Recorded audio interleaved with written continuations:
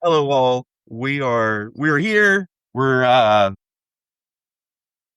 Ricky's with us tonight, so we will be talking uh what was the name of that stupid pay-per-view? Redemption. Redemption. I'm still half asleep. Talking about Redemption. We're also gonna talk some business. We're gonna talk some WWE business, some AEW business. I don't know. I didn't see the full list. Did you put the Janelle Grant stuff up there too?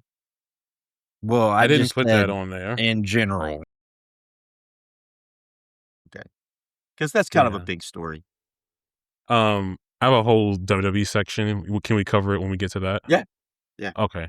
All right, cool. So let's start with the pay-per-view Redemption that we just had. Markeem said something before we started. He said, I think it was Markeem, maybe it was somebody else, but they said that probably a lot of our thoughts are probably similar when it comes to this show here. So my first question, it seems like the consensus is that this pay-per-view is on the lower end scale of AEW pay-per-views, and I'm just curious on what everybody, after seeing the pay-per-view, where would you put it in the pantheon of AEW pay-per-views? The person they asked, somebody else go. I mean, just from what you've seen, You've seen all the paper, but I would. It's not like, it was a good pay-per-view, but the problem with a good AEW pay-per-view is that puts it like near the bottom. I don't think it was like bad by any stretch of the imagination, or just okay. Like the worst AEW pay-per-views were just okay. So it was better than that. So The one I had the least amount of fun watching was All Out 2020. That was like deep pandemic. Yeah. So someone even mentioned that even if you go back and you look at those 2020 AEW pay-per-views, like pre their 2021 boom, a lot of them don't age as well as you might think. There's a lot of like not that great acts that take up a lot of matches on the card. Yeah. And the spoiling that we've had like the last 3 years or so. The first year is a lot like that too. Yeah, it's like even by like not just by wrestling standards, even by AEW standards in the beginnings. Some of these shows, the lesser shows now, still stand out compared to shows from back then. I mean, it is on the lower level. I think that's fine though. It is what it is. No one had that much hype going in. I have a take that I've kind of been microwaving for a while now that I think it's really hard for these like microwave shows on the B shows to be those special shows that everyone remembers. I don't think it's a coincidence that the shows everybody loves every year are like All In, Revolution, and Double or Nothing the last 2 years. Those are shows that get a lot of time to build the pay-per-view. Those are shows that have stakes up and down the matches for each of those shows, especially with the Owen Hart tournament matches being more relevant in the last 2 years of Double or Nothing. I think it's hard for these 4-week, 3-week built shows to get to those levels because no matter as people might think this is an action company, it's still always going to be a story company too at the same time. I think that's why Double or Nothing is so revered. Stories. What are you talking about, Ricky? They don't have stories. Of course. Well, as the grifters might tell you, that's what the joke I made in the Discord is that this pay-per-view is actually kind of like what Jim Cornette thinks all pay-per-views are, like just a bunch of stuff thrown together to fill a good card. And I think the reason why shows like Double or Nothing get so over and Revolution this year, we talked about this for both those shows. You have main event acts that are taking place in the opener. Second from the top, third from the top, middle of the card. Like Moxley's matches always feel like a big deal. And those are never closing the show. The Young Bucks match against FTR that opened Revolution felt ginormous, and like Cope and Christian against FTR opening Double or Nothing. You have these like really important acts that are not just in the last 2 matches. And I think on these kind of shows, it's hard. They tried with the Bucks, Mox and Ospreay thing, but in general, it's hard to get that level of importance up and down the card on these like quick builds. And I think it's not a coincidence that Dynasty, Redemption Now, Wrestle Dream the last few years, like that first year they had a bunch of New Japan talent, but the last 2 years Wrestle Dream's been kind of hit or miss. I don't think it's a coincidence that those shows don't stand out as much as the really well-built shows like Revolution, All In, Double or Nothing. And I think just in general, I think these shows kind of have a ceiling. There's only so good the 3-week built pay-per-view can be, even in AEW. But I think even by that standard, this is obviously below that in part because when you have a middle of the show that was as bad as the middle of this show was, I think it stands out more when the show's 5 hours long. And we'll get to it, but I think when the show's 5 hours, I think you have less tolerance for the shit. when the pay-per-view's 5 hours instead of 4 hours. Like, I think it stands out more that we spent like an hour and a half like not having fun versus like 30 minutes not having fun. You know what I mean? And it wasn't hyperbolic shit. These were the two worst matches ever to occur on a AEW pay-per-view back to back. I don't want to agree with that, but we'll talk about that. I would, yeah. That's because you high. There's enough. No, I wouldn't agree with that either. I will say that one of the things that, and I was thinking about this, one of the things that I think is weird about AEW pay-per-views is that I do feel like more of the top acts need to be up and down the cards on the pay-per-views. They don't have to be on TV, but this is one of the things, like, when I was thinking about this, like, I wish there was we did the My top World's 10. supposed to be a top act now, Josh. Let me finish. Like, I wish we had, like, the top 10 rankings and they meant something, and you use that as a tool to make sure you don't do cheap booking and you keep your booking honest, and that way you can have just a random match with semi-main eventers or main eventers that have stakes, because, okay, this is a match that isn't for a title, isn't for anything. It's just two guys having a match, and one of these guys is going to move up in the rankings, and one of these guys is going to move down in the rankings. And you can do that with tag teams. You can do that with whatever, and it allows you to put more of the upper echelon of the people on the shows without any real storylines, without any of those things. I think it would flesh out these pay-per-views better. Because, yeah, we had a lot of stuff on this. I felt like we had a lot of stuff on this pay-per-view that didn't need to be on pay-per-view. Some of it delivered, some of it didn't. But Are you you had talking a about lot that of Mick stuff Foley that segment? didn't need to be. We can talk about that. But yeah, that's kind of one of the things I noticed kind of watching that, to add to Ricky's point. So then, looking at the pay-per-view before we start to go into it, is there anything in regard, because a lot of people say this is like a throwaway pay-per-view and whatnot. I don't necessarily agree with that, but is there anything that you take away, like one specific thing that you take away from this pay-per-view kind of going forward? I think if these The shows are closing going to, angle.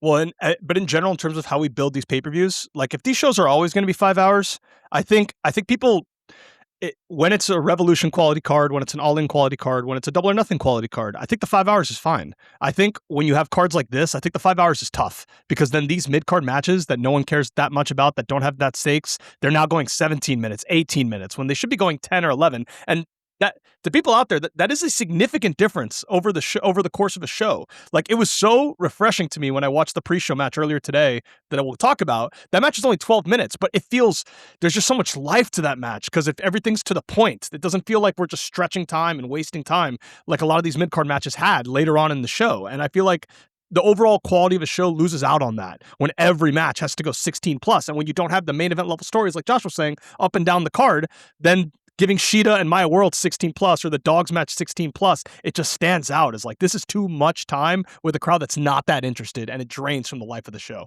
That's a lesson I think when they're going to microwave these pay-per-views, I actually will take back my earlier take that I said, like in prior shows, I said, I don't care about the shows being long as long as they don't cross midnight. I will revise that. When the build is this microwaved, these shows probably shouldn't go 5 hours, because I don't think they have the depth of the card to go 5 hours. Should go 3.5. I think 4 is fine, honestly. For me personally, the thing that I took away from this is I think I'm ready to call Kyle Fletcher my favorite wrestler right now. Just because every time this guy has a big time match, he delivers. I went back and just started thinking about all the people he's been in the ring with, and he has chemistry with every single person, like great chemistry with all these people they put him into the ring with. Lee Johnson. And he's super, not super young, but I mean, definitely he's not in his prime or anything at all. So that's what I took away from this. Like, again, anytime he has a big time match, I'm locked in on it. That, for sure. and I was gonna say Kyle Fletcher, and also I think that Knight definitely showed up more than I thought. What? I'm just saying that I think that even more than I thought he was going to. So he looked like he belonged for the most part, and that's important. Stuff to say about them ahead. when we get to their matches. Well, I have stuff to say about them when we get to their matches. Do you see this being a pay-per-view going forward? Like next year, do you see them Oh, yeah. having the show? Yes. Oh, yeah. Yes. So, looking at next year, how do you improve on the importance of this show when it's right before the biggest show of Well, the year? The thing we have to remember is that the original main event for this show was supposed to be Mhm. Omega MJF, but he could Mhm. not make it here because he's too hurt. Like that match, it would have been a completely different build with that main event. But he was too hurt. He's taking time off. We don't know if that situation is going to occur again if like their planned main event falls through. So that's one thing we have to keep context.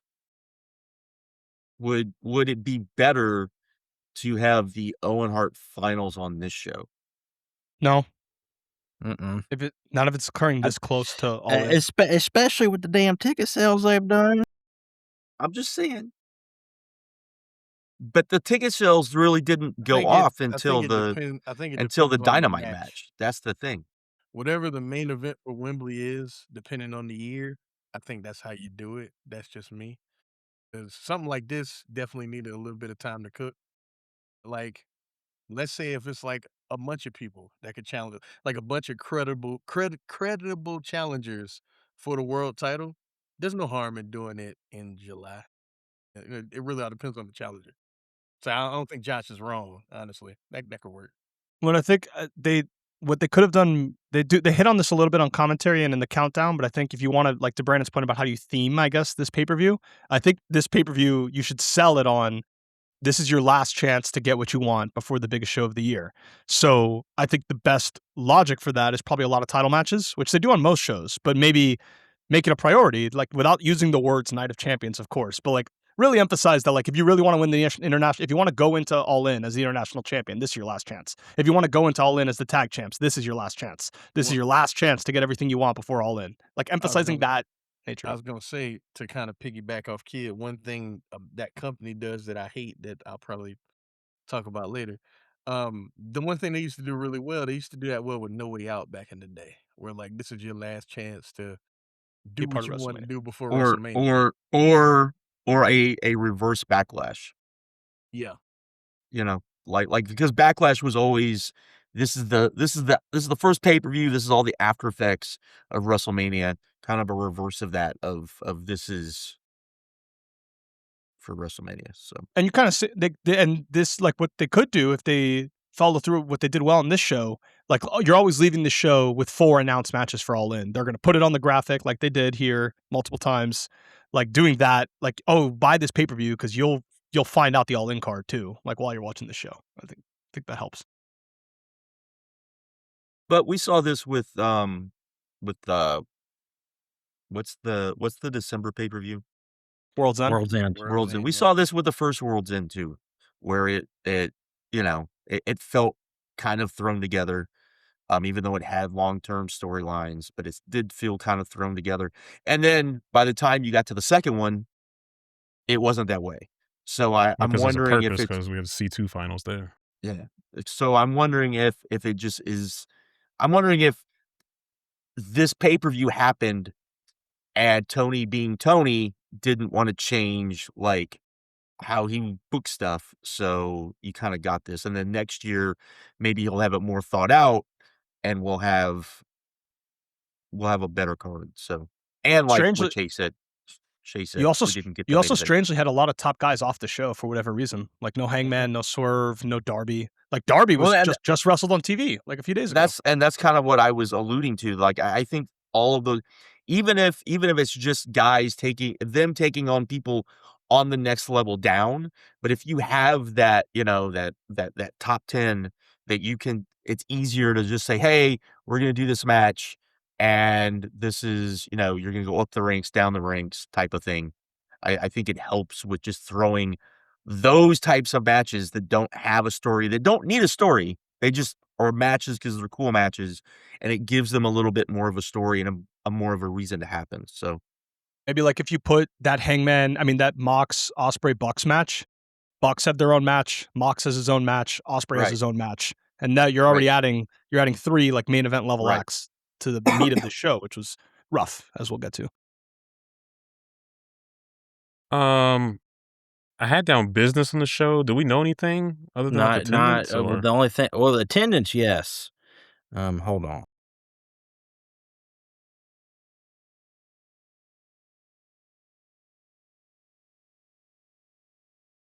We don't get the pay-per-view numbers as quickly when it's not glowing, like the Double or Nothing and Revolution numbers tend to be. Final count was 7107. It's all right. Not great For that market. For that market. For yeah, them in that market, yeah. That's last time they were there. They have not. No, last done well time they enough. didn't even do 5. So that's Once- way better than they did last time. When's the last pay-per-view that was less than 8 though? It's probably been a while, if I had to guess. For AEW? Yeah, these have usually been like 10K plus on pay-per-view. No, yeah, I got you. Yeah.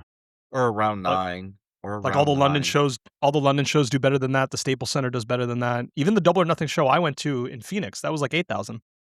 Yeah, it was. Is that the same arena? Am I going to the same arena? Desert Diamond, think so. No, I No, think it's it's at not the Desert Diamond. Suns Arena. I think it's the Suns Arena. No, it's different. Yeah, I didn't go to the Suns Arena, so it's different. Mine was right next to the where the Cardinals play. We're going to jump into the show. Do like last time. I'm going to hit a couple of the important Y'all matches see Adam's first. idea? I like that. Good job. Good idea. Redemption can have a number 1 contenders match for All Out. I like that. Good shit. You know, I'm gonna start stuff, yeah. first just because it plays into the main event. Young Bucks versus Ospreay and John Moxley. Heard it seems like most people are just kind of on the same page where this was like a good match, but not as Underwhelming. Yeah, not as good as it should have been. It could have been, and a lot of people say that just like a lot of the drama that's unnecessary was happening throughout that match, and it kind of ruined. It was very, Most very stuff for drama people. heavy, and Yeah, you have 3 guys in that match that are not good at that stuff. So it did not help. who's the person good at it? Huh? John Moxley is good at it. John Moxley is good at it. Yeah, The John other Moxley- 3 are He's not alright. good at it. Well, the Young Bucks can be good at it. Will Ospreay is almost never good at that, though. I'm gonna talk about him a little bit more when we talk about that main event, because my God. But yeah, I'm with you, Josh. Chase, you wanna? Well, Chase really liked the match, so let him. I praise thought it first. was great. I don't know what everybody's talking about. Oh, I'm underwhelmed. Like, what the fuck are y'all watching? What do y'all want? Do y'all want them to come through the screen and grab their penis in your hand and jerk you No, off? I Like, just- what do y'all no, expect? I No, saw them- but Hold up. Okay. I saw a Young Bucks match that you complained about for decades, by the way. The same Young Bucks match. So I'm not gonna let you do this shit. The same Young Bucks match they've been having for years that you complain about, and then they cut to community theater that if this ring said WWE, you would bitch about. That's what I saw. So shut your ass up. You can like it. That's cool. You can think it's great, but don't make me seem like I'm crazy because it's the same match that you always used to complain about. Now all of a sudden, because you liked it more than everybody else, what were y'all watching? Fuck you. That's what I was watching. Don't do that shit. Don't you dare do that shit. I ain't gonna let Especially you do that. No, like Hell no. you had a lot of Not the you. stuff. Anybody else, but not your ass. No. The stuff that I don't like about the Bucks was in this match. The stuff that I don't think Will Ospreay does well was in this match. So, and it wasn't like it was bad. It was really good. Had some But great action it's- in it. but with these 4 people, you expect great. I don't think we got great. We kind of got close, but I don't think we got great. So Pay-per-view needed it too. Pay-per-view was Yes. really dependent on this match Yes. delivering. Because my excitement just in the show was lifted once this match was announced. I'm like, okay, that's going to be a match that's going to be able to, stand out and be great. And like Josh said, I was definitely a little underwhelmed by it. Just Wasn't funny, I bad, just but went- I just went up on Chase though, but I gave it like 4 stars. But I'm just saying. What? You gave it 4 stars? I'm just saying. I expected more from this though. I expected to Yeah. like it more than I did. You're only think- quarter star off for me, and you yelling. it would be like No, if because most it would, no, no, the no, no, thing- it would the be reason like why if I was yelling at Ospreay. you, because most people were disappointed. I was disappointed by this match, but you like I thought it was great. What's wrong with y'all? You cannot do that. If Kid did that, cool. If Josh did that, cool. If Brendan, but not you of all people. No, What? you What can't did I that. do? I don't know what you're talking about. Cause you talk shit about these Young Buck matches for years, them doing moves and not selling. Cause they damn sure did a bunch of moves at the end and didn't sell shit. And we were like, it's fine because these matches they build and the drama. Nah, they have matches like Michael Bay and they do it here and then they throw in the same fucking melodrama that we always complain about. But because you liked it more than a lot of other people, we're crazy. You can't do that. Fuck you. No. You can't. Also, for the record, Yoshihashi is a good professional wrestler. Yeah. Seeing the Marquis rant from a frozen screen. Thank you, Adam. Because he's completely frozen right now and he doesn't realize it. And that whole rant from a frozen screen was absolutely hilarious. I just got to say. I'm frozen? I'm frozen? Yeah, no, you're not frozen. You're not No, frozen. no, I think that's Kid. Frozen. Okay, you're frozen on my Frozen's screen, not on anyone else's, I guess. Well, you got some additional comedy that we didn't see. The kicking too much ass thing in wrestling is bad. It's just really hard to logically explain. Like Ospreay, the dilemma they're trying to sell doesn't really make sense. Like if Nick Jackson, your finisher is the hidden blade where you hit people in the back of the head without them knowing. And you've been using the Tiger Driver as a finisher. And John Moxley's right. See, this is the thing. You're I was also waiting making for the main event to address that, but go ahead. But here's the thing. John Moxley's right. The heel is going to be right, which isn't always wrong, but he's right. It's not even like he's right, but in a wrong way. He's right. And that just never comes off well. It's so weird because like they're also doing this. Let's just talk about it now. They're also doing that thing with Callum Newman and like in two companies. Will Ospreay is just weird right now because Callum Newman is just Will Ospreay from 6 years ago, like the character. and then John Moxley is just basically, hey man, be as ruthless as you can always be. And he's always conflicted when he has a big match. I don't understand why. What is wrong with this dude? Like, is he dumb? Is he just stupid? Is that what's going on? Will Ospreay just dumb? Is that it? Yeah. The ref should just stop the match if Jackson is so concussed that he can't wrestle. Like right. it's just stupid. I'm sorry, Chase. Like I usually defend like the drama in the matches that like goes on for too long, but the drama has to be good drama, and this is not good drama. Like to sell that Ospreay's conflicted, and the problem is the story's also convoluted because they're trying to tell the bigger story that like in big matches, big moments, like he freezes up because of what happened with Danielson, and that's why he keeps losing the Owen, and he loses when he fights for the world title. But then in the promo after this match, he actually argues the opposite. He says, "Oh, this match didn't mean anything. There was nothing on the line. Like, why am I going to try to hurt this guy?" Yeah, he did say that backstage. You're right. I forgot about that. And the thing is, if he was doing it, like, if he was setting people up for the Tiger Driver and then being like, oh no, I can't do this, I think that would be different. But that's not what he's doing. So it's like, come the fuck on. I do think it is a little bit intentional from AEW's booking perspective, and people may not like that. People may think that's cope, but like he's getting punished for thinking like this. Like he gets turned on in the end for a reason. Like his naivete and his freezing up is like it's actively hurting his character when he does it. And so it's not like they're rewarding, like from people, like, because a lot of people are complaining about the all-in booking because they think he looks like such a dweeb. I think the character's being punished for being a dweeb. And I think as we go into the next show, he's going to change on these behaviors and he won't be like this in the all-in main event, in which case I think it'll be fine. So maybe they went too far. Maybe he just looks too stupid, especially on this show. But in general, I think it can work as long as the end product is what matters. What matters is what he's like in that main event and what he is like coming out of that main event. That's what matters, not the process that we're in now, you know? Yeah. Hopefully by the time he gets to the main event, he realizes John Moxley was right. Callum Newman was right. All these people that have been trying to help me were right. And he just wrestles without confliction, none of that stuff. You know what I mean? Not heelish, just like, I'm going to do what it takes to win the world title. I think Strickland was right. The problem is he did all that. You go through the main event, it's the same thing. And then Kenny does the thing that he should have done. So he really looks stupid. Well, You'll probably get like on Dynamite, like the Death Riders mocking him, like, "Hey man, we told you, we tried to tell you, you were too stupid to listen." You have Kenny probably deriding him, and Kenny will probably have a point when he's like, "Oh, you were trying to suffocate me with a bag. Go f yourself." And I think how Ospreay responds to being clowned on by all sides of the circle here will determine how successful this upcoming run is going to be.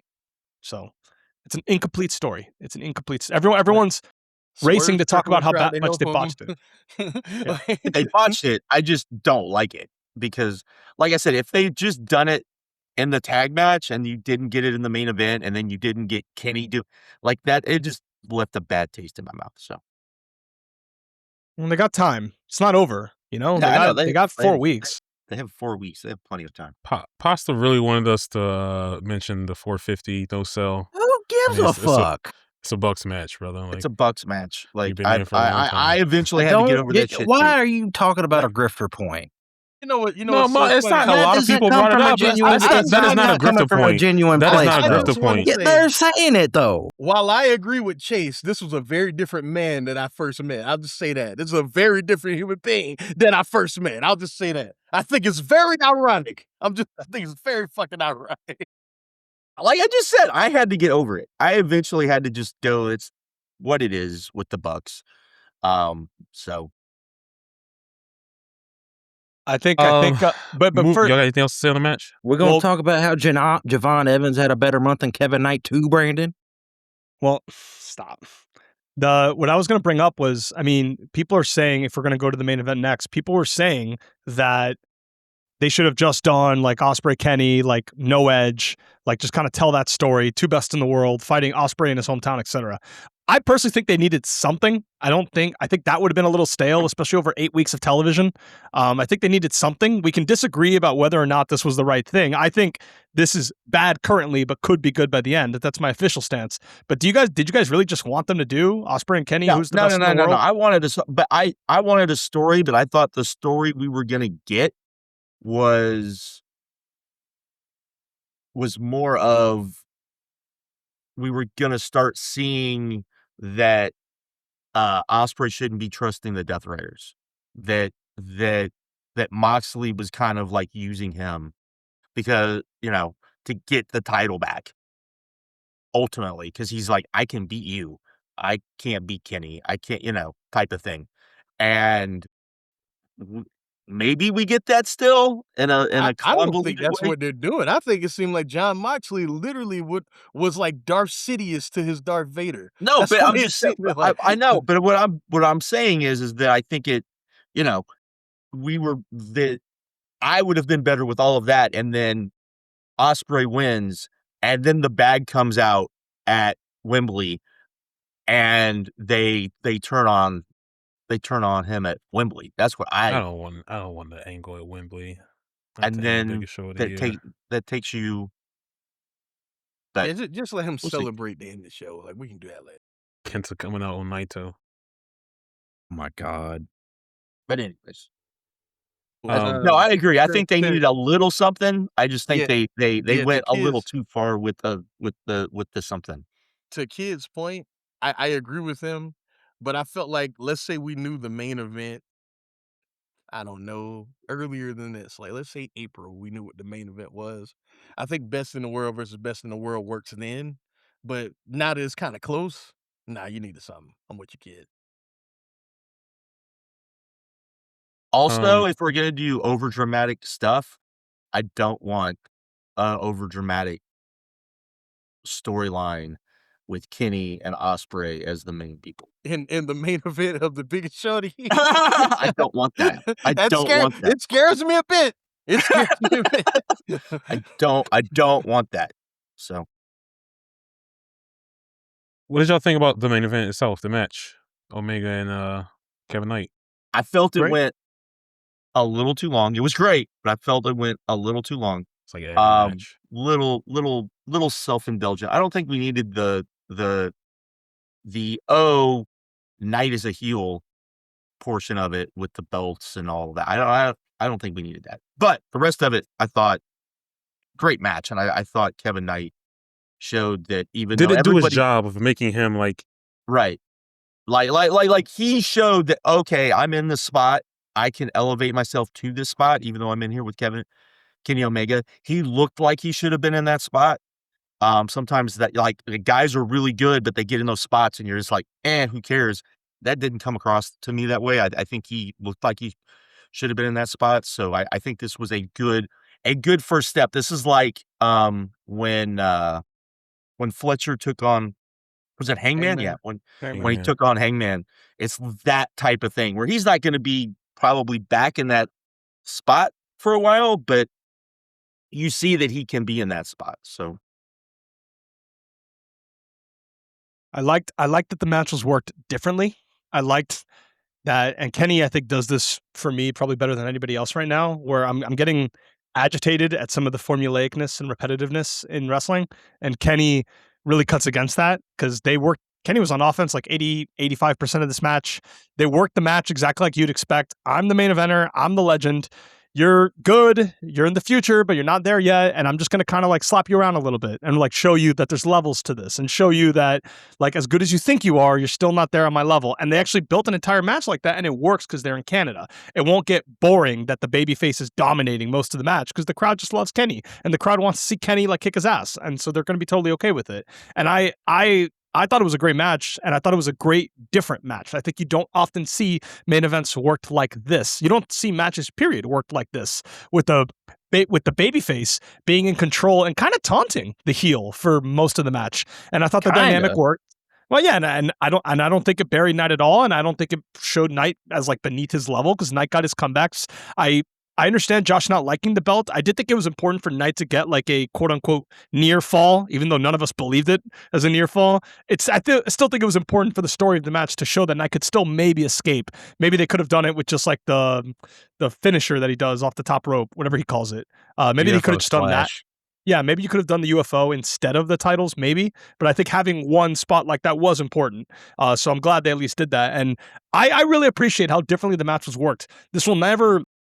I only gave it 4 flat. I didn't go as high as some of the other people in the Discord, but I think I'll think about this match for a little bit longer. We talk all the time about matches we just forget about after we see it. That's not going to be the case here. I'm always going to remember kind of they worked a main event match very differently than most AEW traditional main events, and I'm appreciative of them for doing that. Well, the thing he was saying to Kevin was, you don't need to do this stuff. You're talented enough on your own. So to me, when he does the belt shot and Kenny kicks out, that shows to him these ways don't work. But he's not going to turn babyface anytime soon. But, you know, they're planting the seeds. Oh, God, that music. Yeah, sure. I don't know why they didn't pay for Church from the Wild, especially when they played that line during the promo when he said it. It's like, you had Painkiller, you had Devil's Dance. Why can't we get Church in the Wild? Tony Khan's racist again. But yeah, I thought this was a star-making performance. He is athletic as fuck. We've seen a lot of people put in this position and crumble. Austin Theory. But he rose to the occasion, and he will be better for it. He can play him to both Austin sides. fucking Theory. Did you just compare him to? He's seen people crumble. That's someone who crumbled. But everyone knew that would happen because everyone knew when he was in freaking Evolve that Austin Theory wasn't that guy. As much as people wanted him to be, we're like, oh, you know, he's got the look, he's got all this stuff. Evolve. So, but did you think he was going to be that like was not the I thought that if he put into the machine that he had a chance. Yeah, I did I'm with think Brendan. that for sure. I'm with Brendan. I thought so. They're still trying. All these years later, they're still trying. I think Knight. Oh, go ahead. Knight. We said this in the Discord, but Knight has shown he can play both sides, and there's a lot of acts in AEW that have not proven that people like.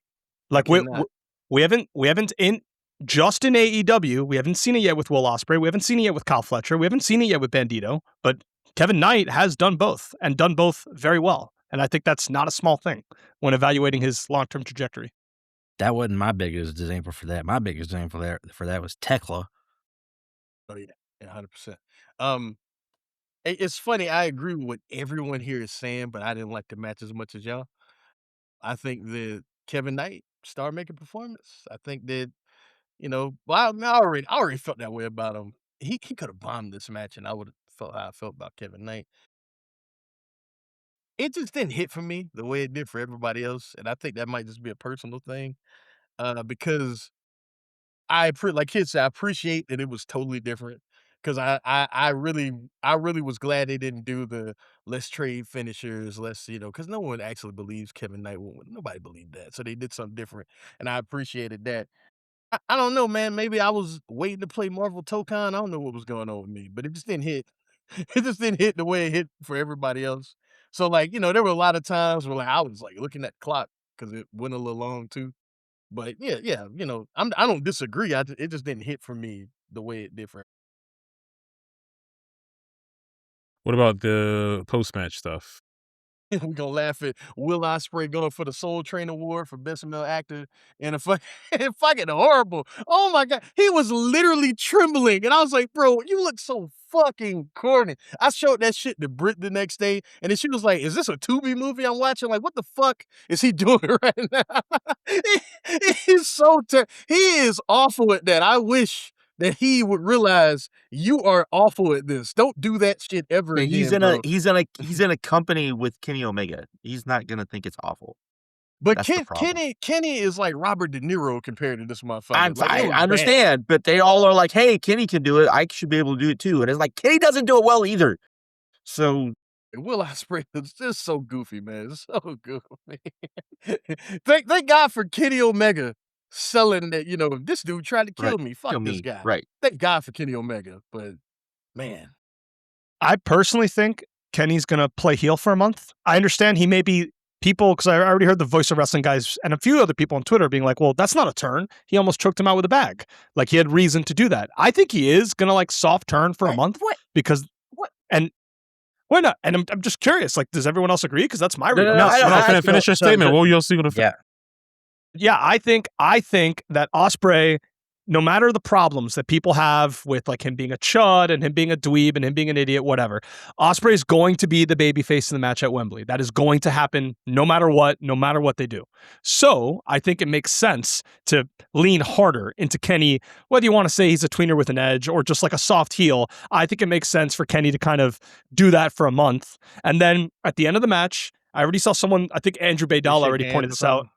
No, man, Baydala pointed this out. I think he's right. That spot where Ospreay was holding the belt, looking at it, and handing it to Kenny, they'll do that in the reverse in the All-In main event. When Ospreay wins, Kenny will look at the belt very, very emotionally and then hand the belt to Ospreay, and then they'll hug, and then they'll do all that stuff. So I think he's going to be heel for a month just for this story, just for the purposes of telling the story of that match. And I think because it's Kenny, I think it's very easy to go back on it. I think fans love Kenny. It'll be like when you do face versus face correctly, or you do heel versus heel correctly. Somebody still has to be the face. Somebody still has to be the heel. You just lean into it just a little bit more. I think it's like Michael's turning for the Hogan match. Yeah, going right back. And then you go back because in AEW, there are very few true faces. There are very true heels, really.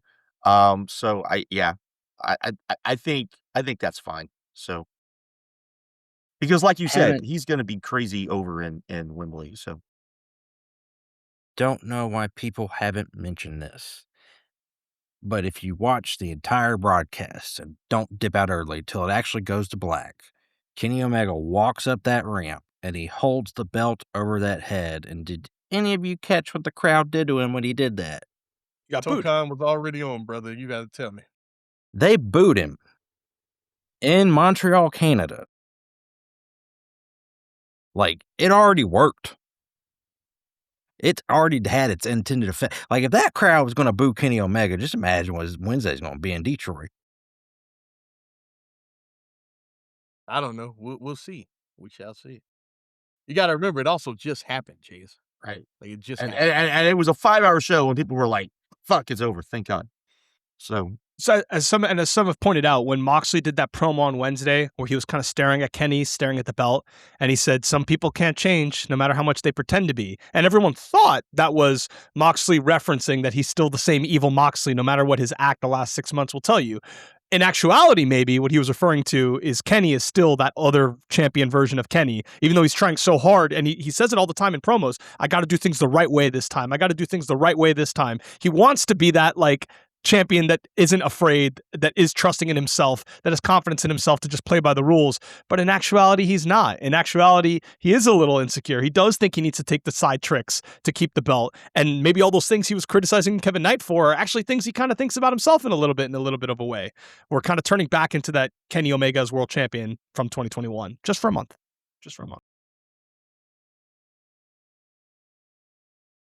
Have you got anything else on the main event ending angle? Good segment, I thought. Like I know people don't like the drama, but I thought the overall, like Chase was saying, the overall effect I think is going to be A positive. lot of people comparing it to Bloodline. A lot of Bloodline comparisons I saw. Has there ever been a faction in wrestling before 2021? No? Yeah, the Shield. Yes, but the thing is, the factions before 2021 were not that. That Chase, that was a very Bloodline segment, bro. We're not gonna do this. We're not What? gonna. This we're was not not- gonna do this this. was but not ju- a- this just was not a because whole- you liked this it. was not- Hold on, Josh. Just because you liked it, we're not gonna act like this shit wasn't over dramatic. It's fine that you liked it, but goddamn it, Chase, it I'm was not- very that's not- reminiscent. I wasn't Hold talking on. about Shut them. up. I It was wasn't very talking about reminiscent. them. I wasn't talking about them. I'm talking to you. I'm talking about. I'm talking to you. I am talking to you. I'm That's talking what I'm about the talking cage to. door in Dallas. Jesus the cage Christ. door in Dallas. The cage door in Atlanta. This Of is course, all but throughout never- history. We've had angles but like this this. over dramatic. Let's act to the camera. This shit was popularized by fucking Roman Reigns being overly dramatic, acting to the camera. Just because you liked it does not mean it's not comparable. Am I Let's supposed stop. to pretend Jerry Lawler didn't run over Eddie Gilbert with that car? Absolutely That's not. good But angle. Jerry Lawler didn't also turn to the camera and start speaking to the motherfucker like John Moxley and Will Ospreay did. It's different, man. We're not gonna do this. Could you imagine if am that I happened? supposed You know to? what I'm saying? Like, what are we doing? Am I supposed to pretend that Terry Funk didn't cut a promo to an empty arena for 10 minutes before Jerry Lawler showed up? He was cutting Yeah. a promo. He was Lawler cutting would just look at a the promo. camera. It wasn't, To the it wasn't him camera? overly dramatic. It wasn't him acting. It wasn't him shivering like fucking like he's going for the Oscar. It wasn't happening. Do you that not way, remember Chase. the end of that match? What Of happens at course the I end of that remember. match? Of course What I does he remember, do? Chase. What does he do? What does he What are we do? doing?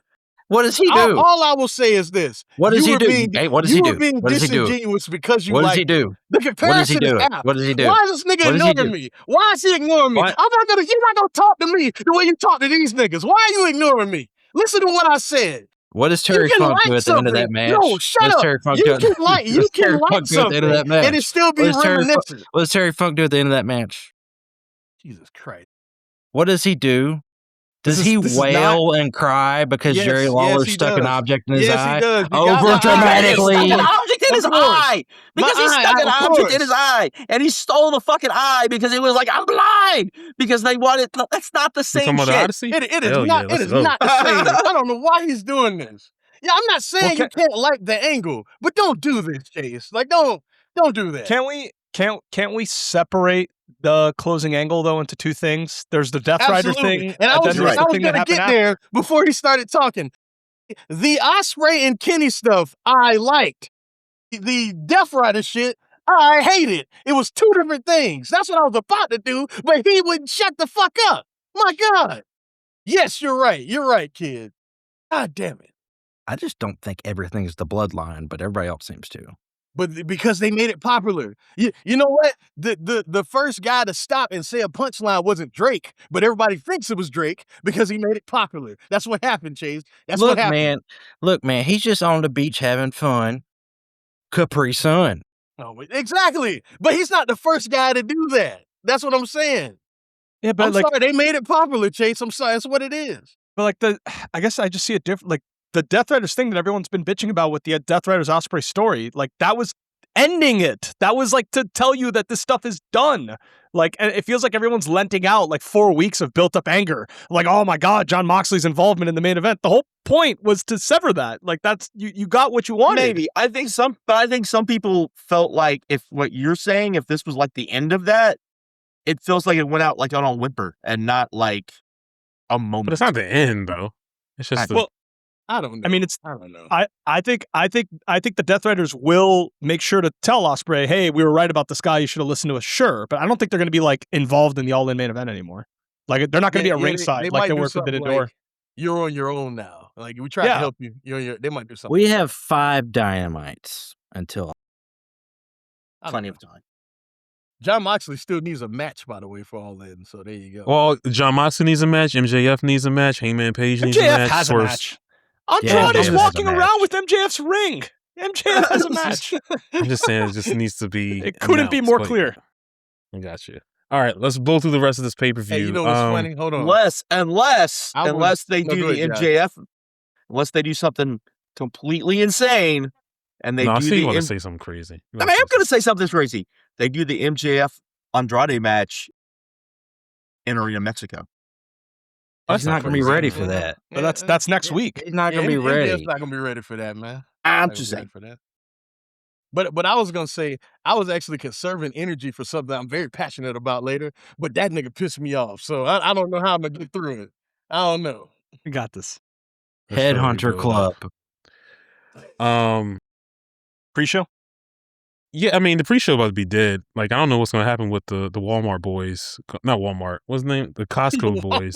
Costco. Yeah, yeah. I don't know what's going to happen with them. They might have lost their spot because we're only getting one match in the buy-in. It seemed like you liked it a lot though. I thought it was pretty good. I thought Blake Christian was excellent in the match. I thought Lee Johnson was kind of mid, but that kind of is what you'd expect with those two guys. I thought the crowd was really into it. It didn't overstay its welcome. It only went 12 minutes, unlike some of these other mid-card matches that dragged on forever. I thought the crowd was hot. I thought the finish was good. I was pleasantly surprised. I understand most people don't care to see Blake Christian and Lee Johnson just have no credibility on AEW TV, so no one wants to watch them. But I thought I thought Blake Christian did a really good job in this match. I was pleasantly surprised. He should be 3.25 Ring of Honor stars. World champ. 3.25 stars, which is sadly like the highest rated AEW pre-show match in years at this point, unfortunately. But it is what it is.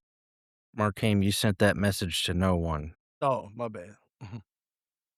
But yeah, Alex in the chat brought up MJF attacking Andrade in Arena Mexico. I think he's right. Good shit. I think he's right. But Andrade's got to Maybe. be in Arena Mexico. That's the other part of that because this is still a AAA type show. So we will see. Then that's AAA CMLL, but I mean, CML. I want that to no one who's watched it. You're probably not going to go out of your way to see a 3.25 star match, but it is literally better than half the show that we're about to talk about. Like, unfortunately. Yep. So we'll see. The opener was the ladder match for the #1 contendership. I thought this was really good. I'm tired of ladder matches, but they had some great action here. That We I always say we're audibly tired. yelled for. At We times, always so. say we're tired of ladder matches until AEW does a ladder match, and we're like, oh yeah, they know how to do It was ladder great matches. action. I can't lie. They know how to. It's just everybody Yeah. else sucks at doing ladder matches. So I thought it was slightly below par for AEW. Because for me, there was too much of not trying to win the damn match unless your name is Beast Mortos, was the only person every time he did something was trying to win the damn match. Like Mike Bailey runs up the ramp and climbs up a ladder. For some reason, everybody else follows him.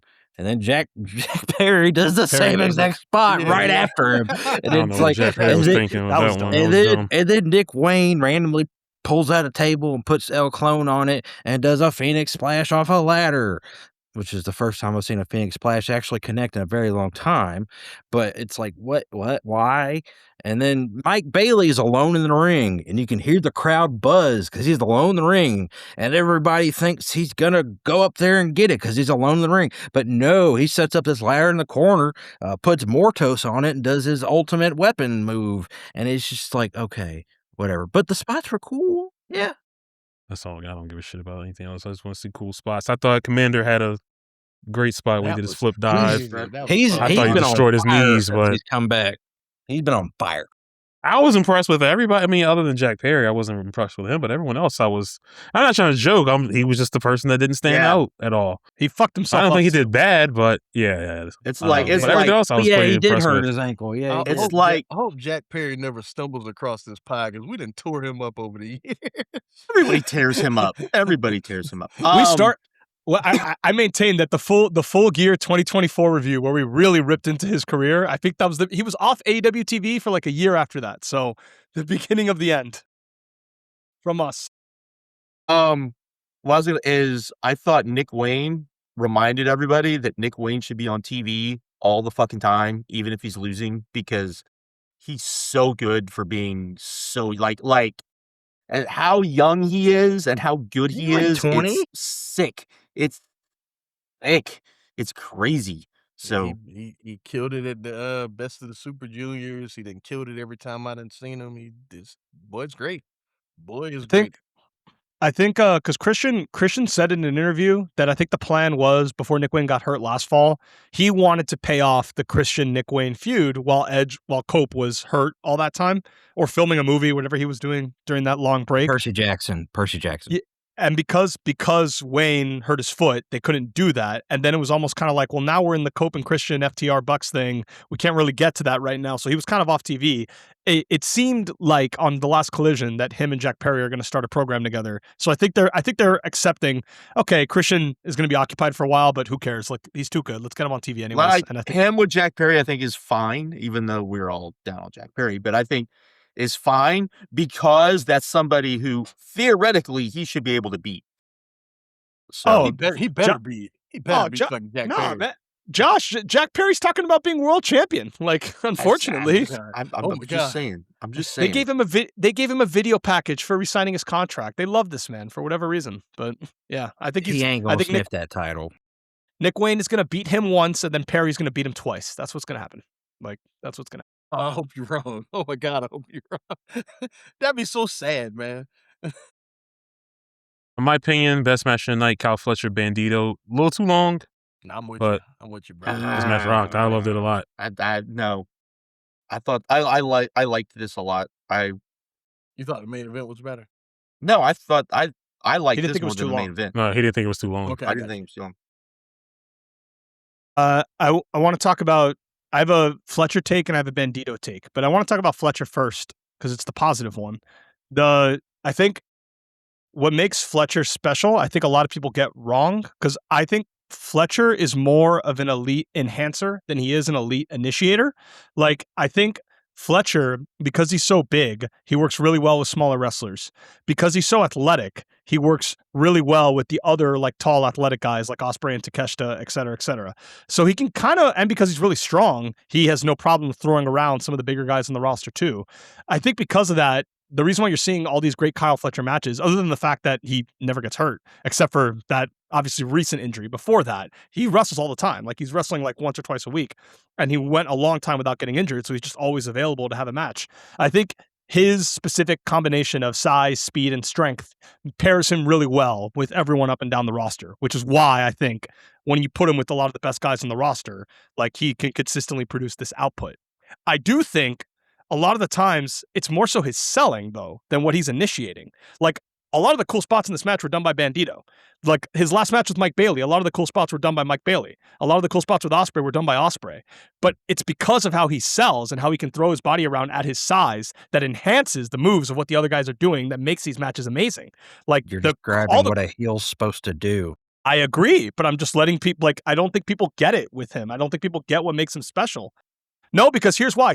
When he did something at the beginning of this match that he has not done in a while. The reason why I was not as high on Kyle Fletcher last summer, if you watch in the summer of 2025 before the TNT title run, he would have all these matches where he would play to the crowd for 7 of the 14 minutes of the match. It was super annoying. It would go way too long. It was very WWE style, motion to the crowd, pose to the crowd, jerk to the crowd, talk to the crowd, do that over and over and over again, and then you'd have the exchange of near falls at the end, which is like the classic cocktail of a match that I'm going to be lower than market on than most people. Like, oh, the beginning was sucked, but the ending was really good, and we're just going to pretend the beginning never happened and give the match 4 stars anyways. Like, that's the classic kind of match that I think is overrated. And when he was TNT champion, a lot of that playing to the crowd stuff stopped. He actually focused on actually like working the face and getting sympathy from the face in some of the offense that he was doing on these guys, especially in the Mark Briscoe matches, which is when I turned the corner, when I admitted that I was wrong and that he was, in my opinion, he was getting better while we were discussing him. He was improving throughout the process the whole time. Wrong, yeah. I mean, Mark Briscoe made him. Mark Briscoe and him have really good chemistry. I think that's what, like Like people really miss that. Like they have a combined product that is greater than the sum of its parts because of Brandon how called those it two his guys feud really of the connect year. together. Wasn't that last year you called it this feud of the year? Mm-hmm. Yeah, they had a lot of great matches together, and I think the reason why people get Fletcher wrong when I talk about the amplifier, yes, he's a good heel, he's a good seller. I think he's maximized when you put him with another great wrestler, and he enhances the greatness of those two guys. I think if you put him with lower level guys and ask him to carry, I don't think it's going to come off as good, and I don't think Commander qualifies. Commander's awesome. He may be a jobber, but he's awesome in terms of him being a wrestler in the company. I think if you ask him to take like some of the bad WWE cast-offs and ask him to carry them to 4-star matches, I don't think it would work as well. I think he works well going against Bandito, Ospreay, Takeshita, Mike Bailey, and having amazing matches with those guys and the magic that he does with Mark Briscoe. But I think he's an elite enhancer and he's works with everybody up and down the roster. I think that's what makes him special.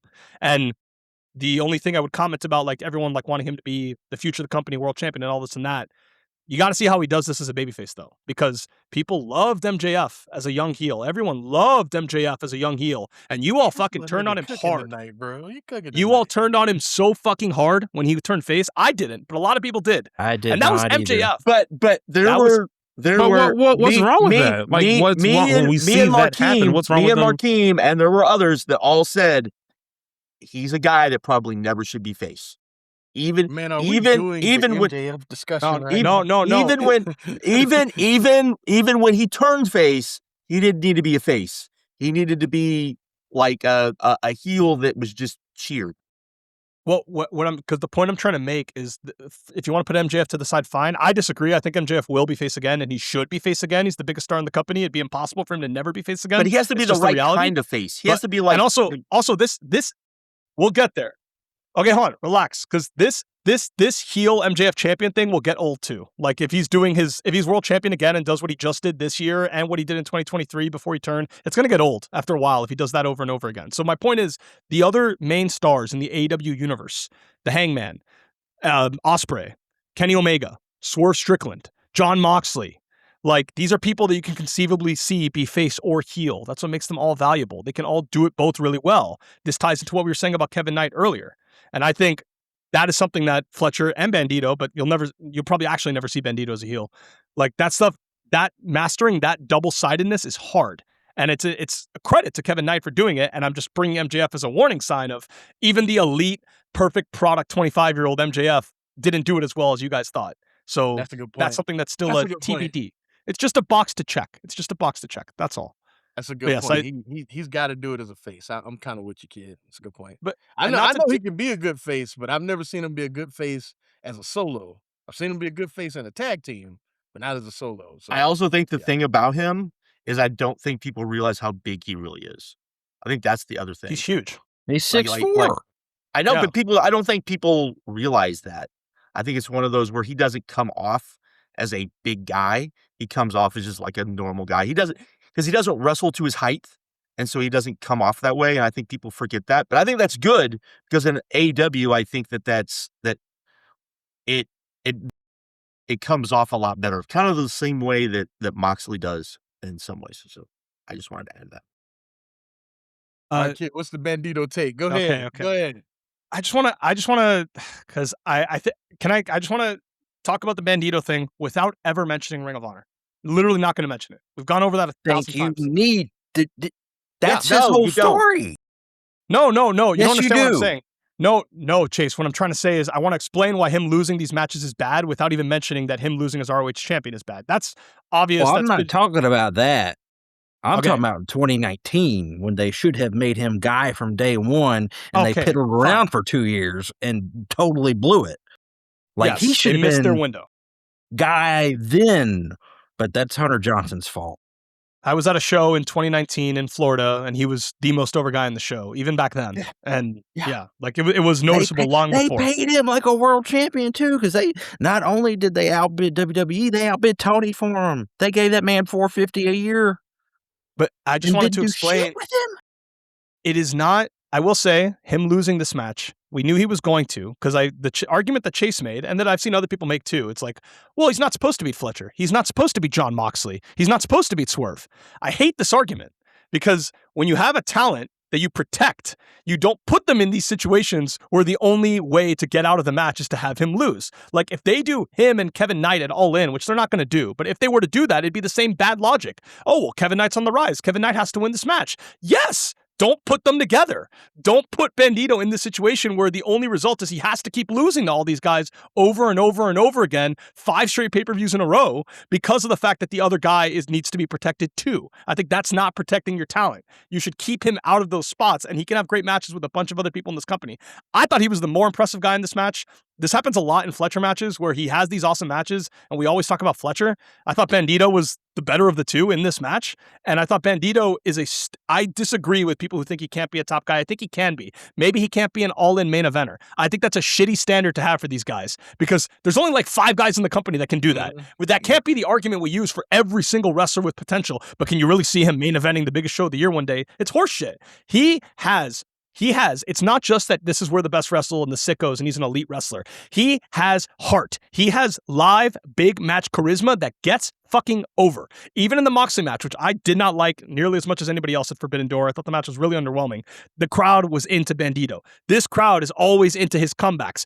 Even though he keeps losing, they're into his comebacks on all these shows because he has that big match heart that manifest through the screen where you don't need to hear the promos. You don't need to hear the bad Vince Russo argument that Mexican guys can't get over to an international crowd, like you said back in the 90s. He gets over with everybody because of how he wrestles. He personifies that more than almost anybody else in this roster. It's not just that he's a great wrestler, it's that he can convey his emotion and his personality through how he wrestles. That is top guy heart in AEW. That is top guy matches in AEW. And you don't treat the other protected top guys like this. You wouldn't treat Kevin Knight and Kyle Fletcher like this. And I don't think they should treat Bandito like this either. And just because those other 2 guys may have more potential than Bandito, that doesn't mean that Bandito doesn't also deserve that protection. And I don't like that as a counter argument for why it's okay for him to lose these matches. He shouldn't be. I think they made it good a little bit by having him pin Fletcher on TV, and they emphasized on commentary on Dynamite, they emphasized on commentary on this show, they emphasized it in the scrum after the show that Fletcher's only loss in 2026 is to Bandito. His only pinfall loss is to Bandito. That's good. That's good to reemphasize that, to kind of mutter the effect of this loss a little bit. But it should probably end here. I don't want to see Bandito and Hangman Page at All In, and then I have to hear Chase say, well, Hangman obviously has to win the match. He's been gone forever. Yes, then don't fucking put them together. Like, stop. I'm tired of this horrible argument over and over again that Bandito just has to lose, and he just has to lose 4 straight pay-per-view matches in a row. No, he does not. You don't have to put these matches together. It doesn't help Jon Moxley to beat Bandito the way he did, because Jon Moxley's beating a guy that's lesser than him in the first place. It's not helping Moxley's title run at all. It's just a match that he could have with anybody else on the roster. So for that reason, I think that this should stop. I think this was the end. I think they reached the very end of the line where they can maybe get away with it because of the fact that they had Bandito pin him on TV, but it ends here. It's got to stop here. And if it stops here, I won't complain about it. But it's got to stop here because just because the guy can't talk doesn't mean he can't be a top guy. He should be. And the last thing I'll say is even if he's not a top guy, even if you disagree with every fucking thing I said, we just talked about earlier in the show that the best AEW pay-per-views are when there's overacts up and down the card. If you just want Bandito to be an international champion, having international champion title matches on every show, do you want those matches to be over? Do you want them to be over like Jon Moxley's matches are over? Then he can't lose on every show because then you won't get him over in that role either. Even if you think that's the role for him, you're also not helping that cause out by doing this over and over again. That's the end. I will defend you. I don't completely agree with you, but I will defend you.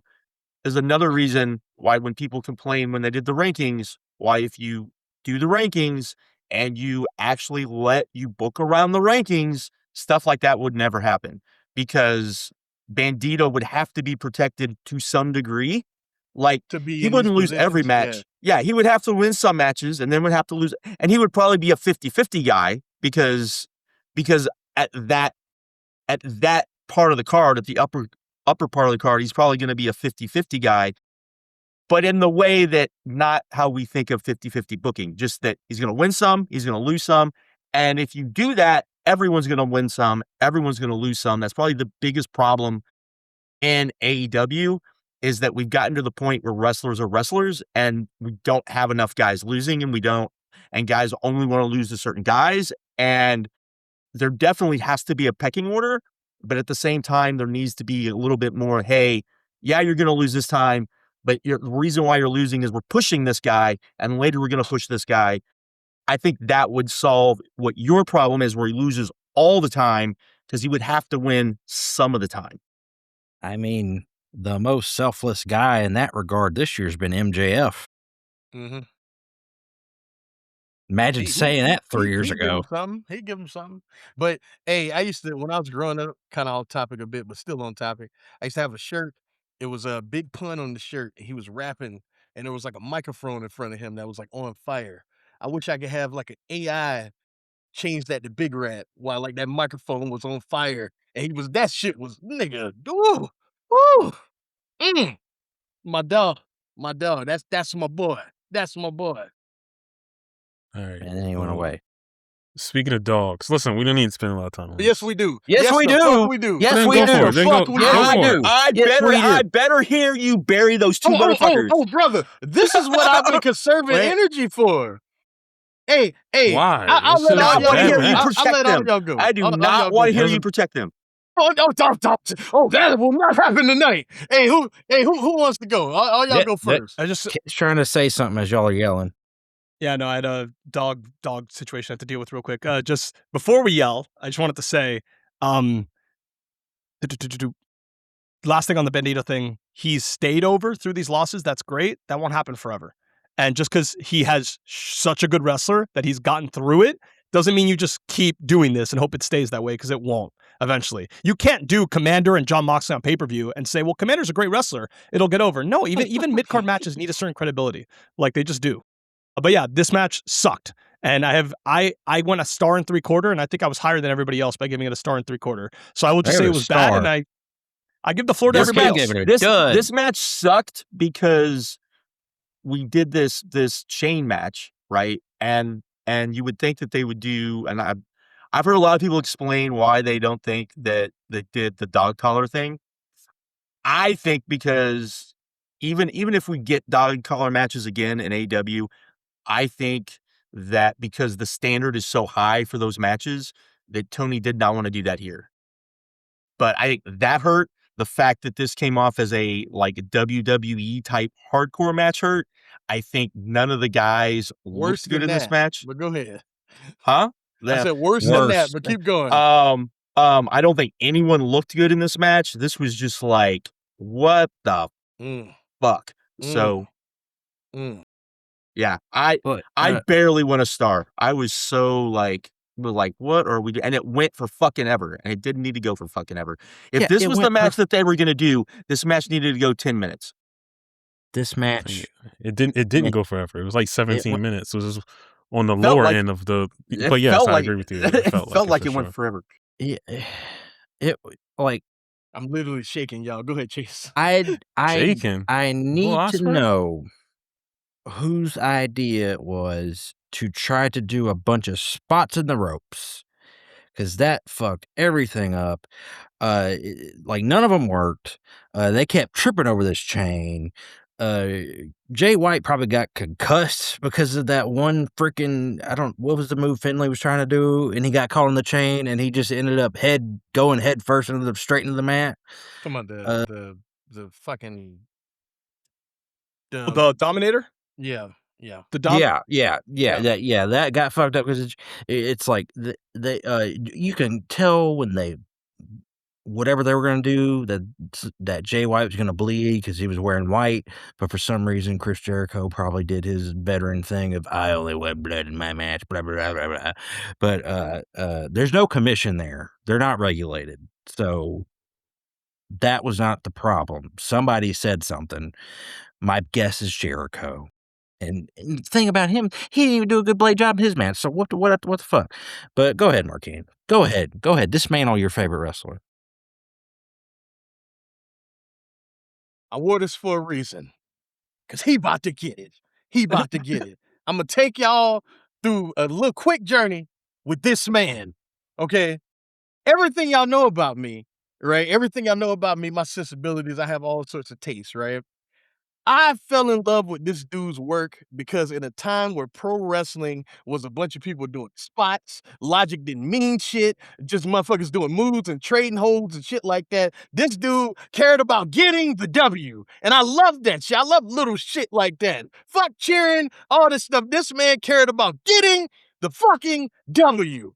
You cannot hype this match, as this is Finley. I beat you all the time, and I'm gonna beat you like I never beat you before. We have a whole fucking video package of you two motherfuckers putting each other through tables and hitting each other with chairs and all this other shit. And then you wear the white pants, because I'm like, you're gonna bleed. And Chase, I don't give a fuck what Chris Jericho said. If I'm wearing white pants and cowboy boots, what am I doing?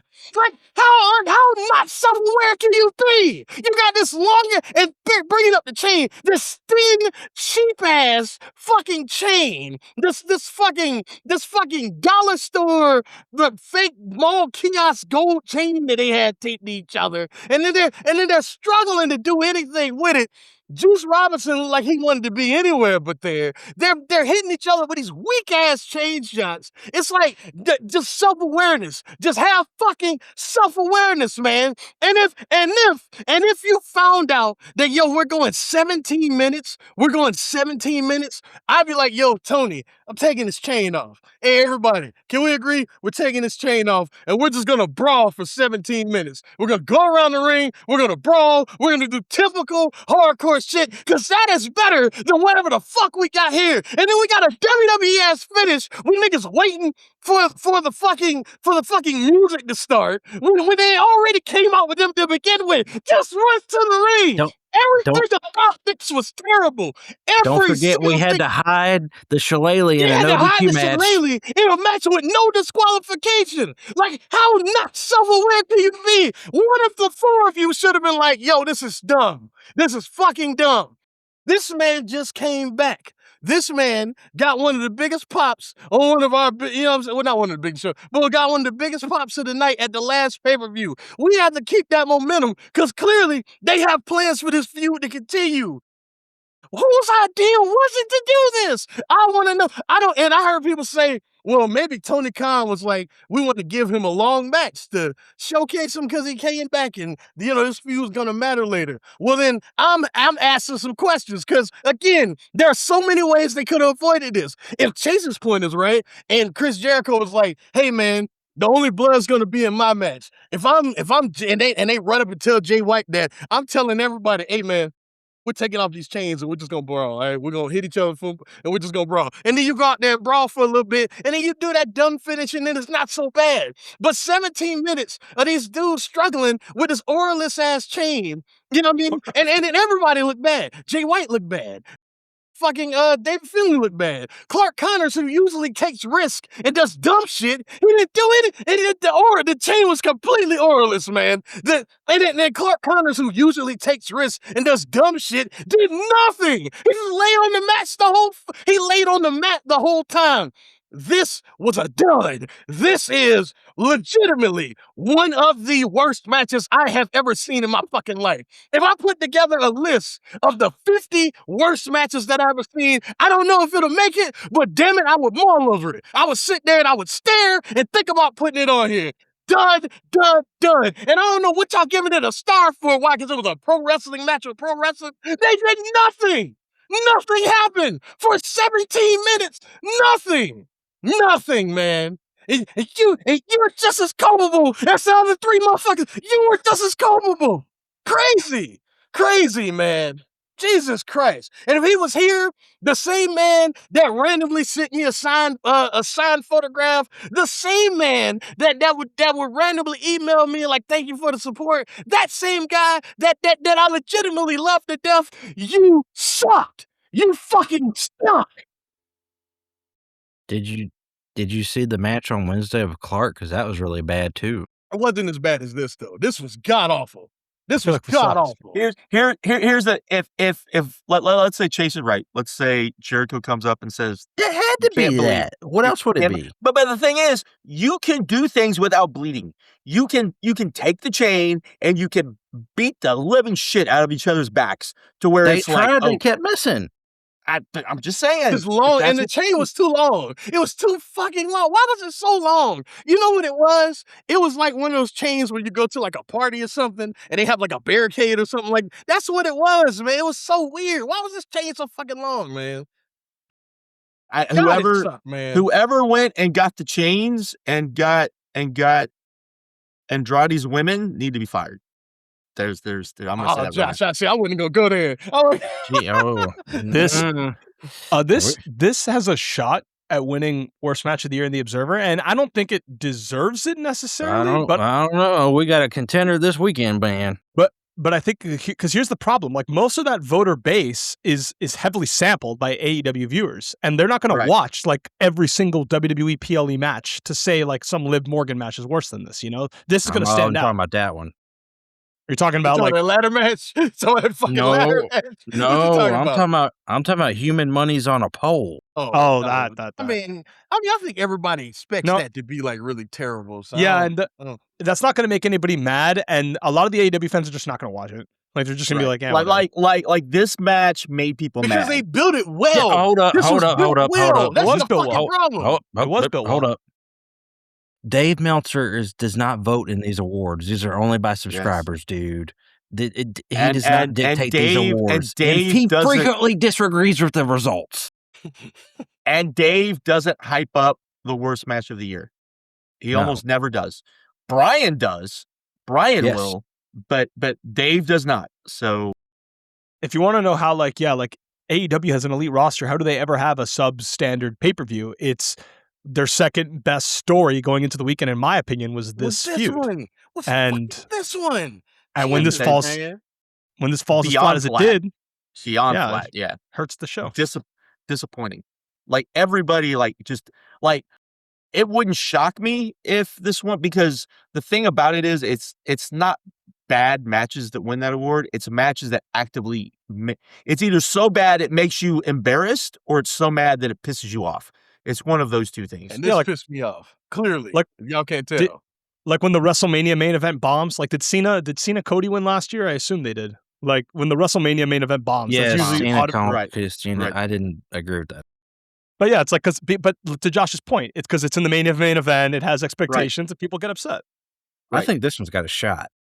It might. I agree. Look, I hadn't voted in that thing in a long time because I hadn't been subscribed for a long time, but it would get my vote. 100%. I don't care what comes after this shit. It would definitely get my vote. Do we have to mention that a lot of Jay White's pay-per-view stuff in AEW hasn't been very good, aside from like the first Hangman match? I'm not gonna go on my Jay White rant. I'm talking about that too. The Kevin Knight match where he got injured was really good. Okay, I'll talk about that too. The reason why when everybody, because I'm not gonna do what a lot of people do either. Just because of my favorite wrestler, I'm not gonna lie. In this company, he's lost a lot from what he was in Japan. Because in Japan, he was something totally different. In those Japanese main events, they're doing Japanese main events. And this is a guy who just wants to drop you on your head, beat the shit out of your back, fuck your knee up, hit you with a Blade Runner, pin you, right? But in this company, when everybody's having these dynamic matches, that no disrespect, but very spot heavy, very fast paced, all that other stuff, he sticks out like a sore thumb. And that is why when everybody was like, oh, here's your boy come to bomb here, I didn't really fight you on that because I didn't want him to go there in the first fucking place. But I know we live in a world where the company I actually want him in, ain't got no fucking money. So I didn't want him to go there in the first place, and it's better than the alternative. So I was like, fuck it, I'll deal with it. You know what I mean? I saw this coming. For anybody that ask anybody that knows me, that's Josh. I saw this coming. Because he doesn't fit this fucking place. He does not fit. And I knew it when he got signed. He don't fit. He's not fit there. And I said that. Hold on, I ain't done. I ain't done for all the motherfuckers that go, Marquine, what about your boy? Marquine, what? I'm telling y'all, I said it when he got signed. I said it. So leave me the fuck alone. Go ahead. Put Finlay in that same class now. That's another one. I actually liked Finlay more in AEW than I did New Japan. And that's the thing. Like, the thing with Finlay is that over the last like 2 years, I thought he had like good matches all the time. But like again, in this company, he just doesn't fit. He should have, again, no money. He should have stayed his ass in Japan, but he can't. Because ain't no fucking money. Because the pandemic and that company don't know how to put, but we ain't yelling about them right now. Talking talking ball though, like what does Finley do in the ring that makes him stand out? Like, because that's what I'm struggling Nothing. with. He's just Nothing. solid. Nothing. But, Nothing. this company has. I saw AR Fox against Kevin Knight on Collision, and AR Fox kicked fucking ass. He was unbelievable. Jumps from the ring to the top turnbuckle with better athleticism than Knight. Like, he is that fucking good, even at 38 I don't years know old. about that. Knight did something in the main event that was way more impressive, where he did that one-footed jump, the 1 foot jump off the announce table with the clothesline. He has a name. WWE was trying to sign him. To be honest, it doesn't look like when he signed with AEW, he got a lot of money. But that WWE was going to sign him for a lot less money, and rumor is it was really close. I'll also talk about his overrated homeboy when we talk about the G1. But go ahead, Josh. I'm sorry. Yeah, but I think that he just is a guy who was like, oh, it's a name, so we'll sign him, and then they felt like they needed to use him, and now I'm like, no, let's like if it was just the other two. I think the other two would actually get more over. I think is the thing. I think it's him. Like now that's another thing. Like the stage fit. This is a good discussion. The stage fits different people because, like, again, the last 2 years, I felt like from a story standpoint, the stuff with Suji, the man had great matches all the time. You know what I mean? A lot of people were running with like the same narratives that he used to run with, but like the dude improved a lot. In 2020 and 2024, to me, he was easily the most improved wrestler in the world. The thing was, though, is that he fit in that environment. You know what I mean? In that environment, he fit. But like anywhere else in the world, he really doesn't fit. Everybody is different, man. Like there's some guys in AEW that just would not fit in the WWE. There's some guys in the WWE that just would not fit in AEW, etc., and so forth, and I can keep going. And like David Finley's a guy like that. Jay White's a guy like that. There are other examples that I could use, but I'm just saying, fit is everything. Fit is everything. Can he just not for Finley at least? Because White like has had some stuff that I've liked, but do they at least have to? Why do they have to be on pay-per-view every month? Why does every pay-per-view have to have a dogs match? It'll change later. He'll cycle down the card, but for right now, probably cycle down the card. Yeah. Anyways, him, Connors, and his overrated homeboy. I'll talk about later. Talking about Gabe Kidd. Brandon just sitting there, just vibing. Yeah, man. Y'all spent a lot of time on this match. I'm like, God damn, I thought it was a bad match, but it's all good. Good discussion, though. Maya World versus Hikaru Shida. Maya World won the TBS Championship. I thought this match was fine. It was fine. It was aggressively fine. Yeah, because I'm not a crazy insane hater with Maya World like you are. She's a young green wrestler. I don't put that much stock into her. It was fine. Yeah, it was fine. Lena Cross is fine. What Maya World does is not fine. Hey, well, who would you? What? Who's fine? What are you? Yeah, this match was just aggressively. It was fine. She shouldn't. But it was not fine. When she's not, when Maya is not with Mercedes, they need to keep these matches shorter. Like, hey, remember y'all were crying for Shida to come back, and I told you. I didn't know it was going to be this bad. Who is y'all? I didn't know it was going to be this bad. Before you misrepresent our stance, I don't think any of us were expecting Shida in her prime. We just didn't think the drop off would be this drastic. And how could anyone have known the drop off would be this drastic? She wasn't this bad when she left. When she left, it wasn't this bad. But we've also, the women's division, the top talent has elevated things, and she was not in that. She was not in that group at all. I didn't think it'd be this bad. But she had 4-star matches when she was champion. Best. I still maintain the best. That long? The best AEW women's match without a stipulation, I still maintain, is Jamie Hayter and Shida on Dynamite. Yeah, that match was I rewatched that match, not like literally like a couple weeks ago. The last like 6-7 minutes is really good. The first part of that match is not. Shida was excellent in that match the whole way through. Yeah. But all right, fine. The point is, we didn't think it'd be this bad. And Maya needs to be protected, even though she's getting pushed. These matches can't be very long because the longer it goes, the more you see the flaws. So I did some research on the woman because I'm just like, all right, what is the issue here? You really hate her.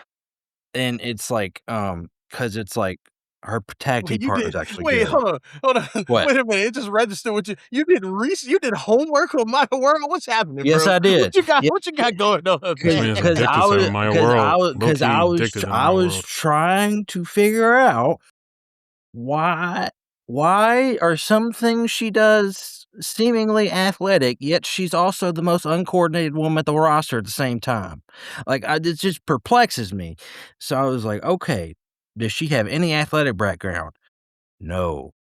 She's literally turned 18, went to a wrestling school. She is a female CM Punk. She ain't got no athletic background. She just does this. And she just doesn't have any natural physical talent, it seemingly, because she's like uncoordinated. We ain't even gonna, like, how many times does she fucking botch? Come on, they botched a fucking roll up and you said it was fine. Are you kidding? That's day one wrestling school, Brandon. Fine. It was okay. But Chase is letting go of Yoshihashi, and now Maya World has taken his place. This girl sucks, though. You gonna tell me this girl's good? I mean, the biggest flaw with this match was the length. It needed to go 10 minutes. It didn't need to go. Yeah, it was a couple fucking kickouts, ever. so kind of weird on that. They were trying to build she's this, bad at kicking out.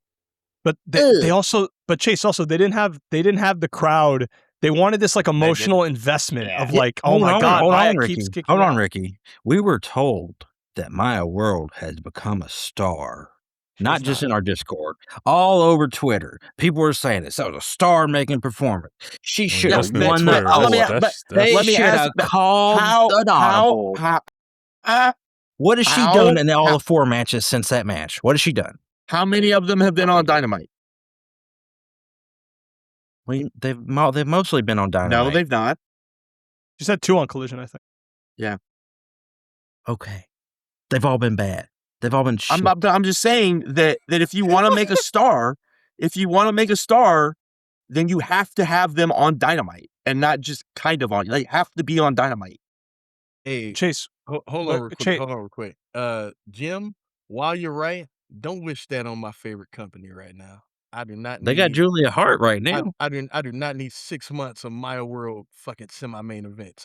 That is not what I need. They got Julia Hart right now. Can we not? At least she's in this 6-man though, but fucking 6-woman. But yeah, fucking Maya World. Nah. I thought she's in the 5-star. No.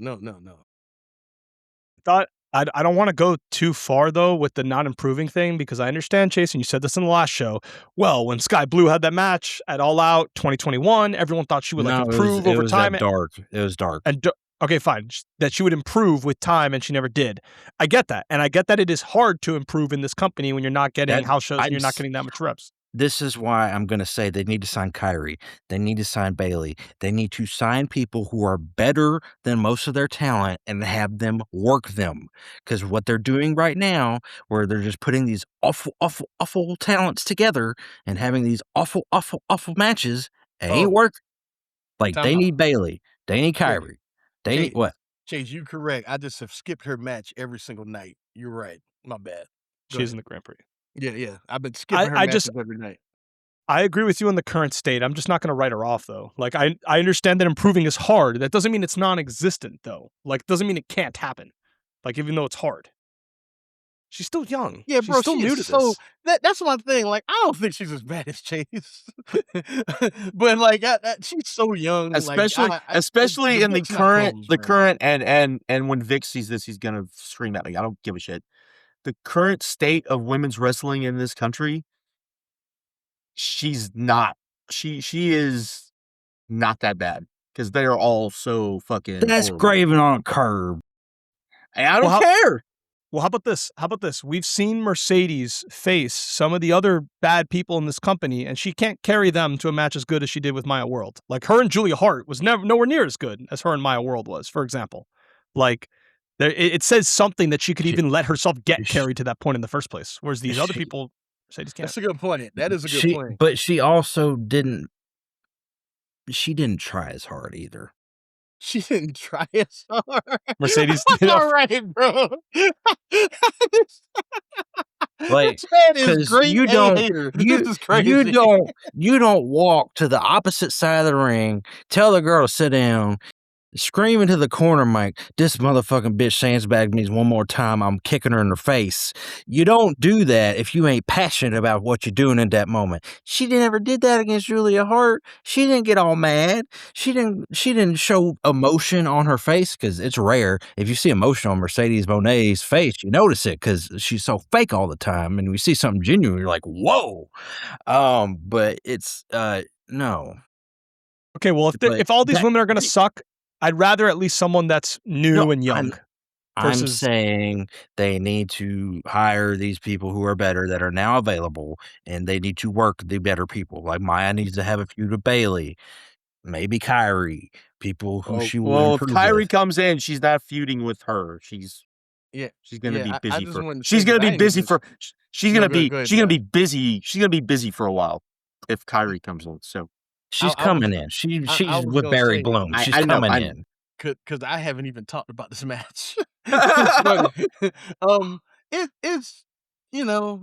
didn't think it was good. But I will say it really puts into perspective after I'm trying to catch up with the 5-star Grand Prix, because I caught up 5 minutes before I started watching this show, and this was the first women match I saw. I was like, my God, like I say it all the time, but I'm gonna say it again, man. The level in Japan is just different, bro. Like these women over here. no, I agree. I think we need to have real. Terrible. We need to have real discussions. We have one. We have real discussions about the state of women's wrestling in the United States, and the fact, and I don't care if people get pissed off about this, you have a bunch of women on the indies that are that they think without question, if you watch the way they wrestle, the end game is WWE. Like they all think that. 100%. If you watch them, 100%. that is how they wrestle. They do not wrestle the way that you would want people to wrestle. They all wrestle WWE style, overly choreographed. Let's be a little too what Vince McMahon's gonna like type shit. So, and I think that's a massive problem. And all of these bookers on the indies that are like, no, that's exactly what I want. They all need to fuck off. So, last thing I'll say is apparently. Hold on. Let me put this on stream. Yes, unfortunately, yes, you are correct. Go ahead, kid. Dave, believe it or not, Dave actually said in the Sunday review that this is currently getting more votes than the chain match for worst match of the night, which I think is hilarious. God, I disagree. I didn't think this was nearly as bad. No, I thought it was barely better. Well, I thought barely good. This was like a 2-star match. This was fine. I gave it a star and a quarter. All right, Brandon.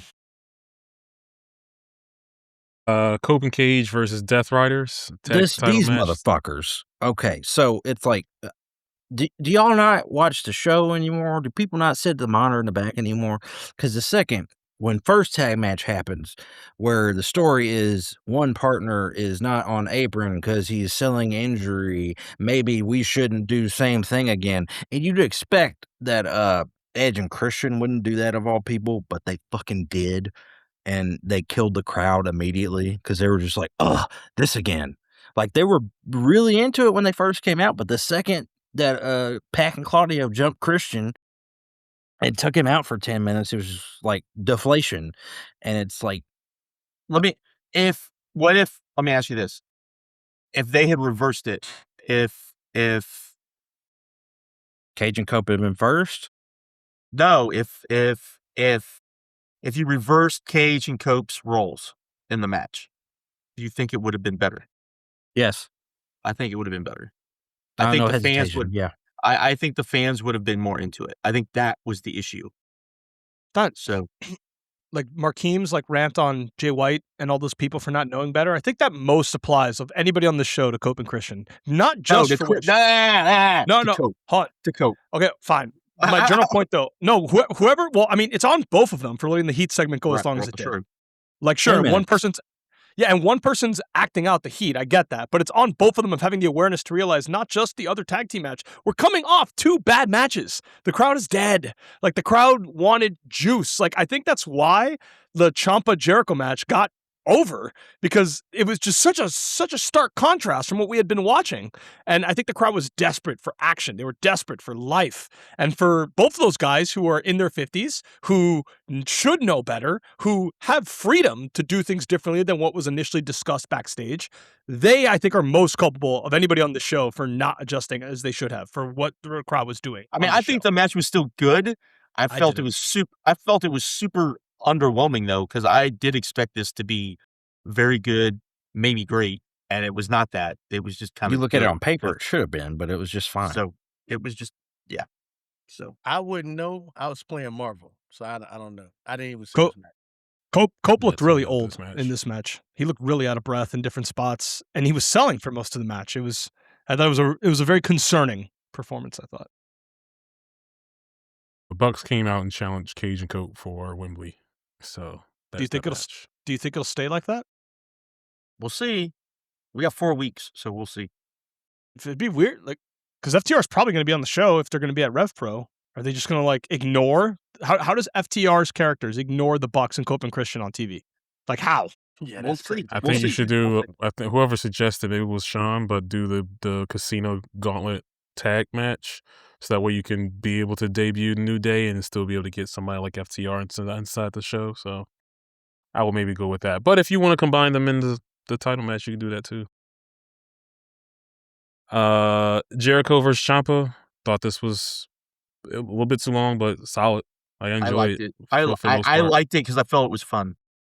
It was after not getting fun for. Right. Like, the mid card of infamy. That yeah. 3-match sequence that Yeah, was just 'cause, tough. Like this, I think even if they had matches that delivered, I think this still would have been fine because it was not what most of us like in AEW, but I think it was the only thing on the cards that was kind of like this, so I think it was fine, and it did come off fun. So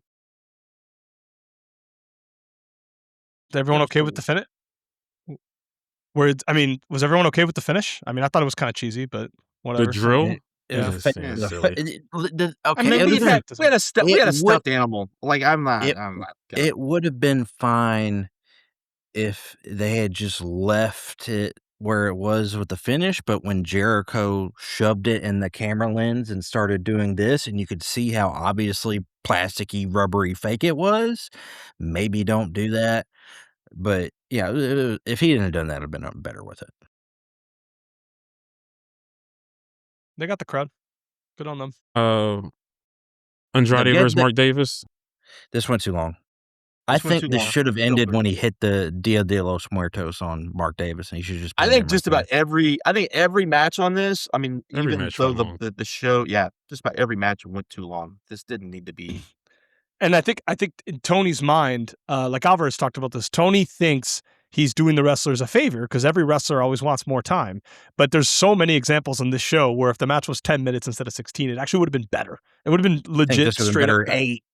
This was 8. It would have been better. This was too long. I thought it was fine. I think it's getting a little overrated. I didn't even give it 3 stars. I thought it was fine. We talking about? I've zoned out for a second. We talking about Andrade. Andrade versus I thought it Pixar was good. Mom. I thought it was good. But like I said, whoever got sent out to pick those women, you had a better looking woman in the fucking audience. What the fuck are you doing? Come on, Josh. Don't disrespect these women, man. Don't do that. They're not. Hey, items for people. hey, I didn't they're even pay playing a attention role. to see how they They're look. playing a role. They're there for entertainment purposes. So you got to And judge them and such. then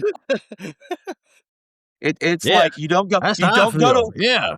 you don't go to Hooters and get okay. I will Even say during this. the I day. will Man, say Even this. no, that is a whore. Don't Hooters. I will say this. To Fuck Josh- going to Hooters to for some Josh's titties point, these days. You can't get women who aren't. And this is gonna sound terrible. If I can cancel, it is what it is. For Andrade's gimmick, you can't get women that aren't conventionally attractive. Like y'all know, like my taste is wild. I like that. There's a certain thing that I look for. We're gonna talk about it in that next match. But but conventionally attractive.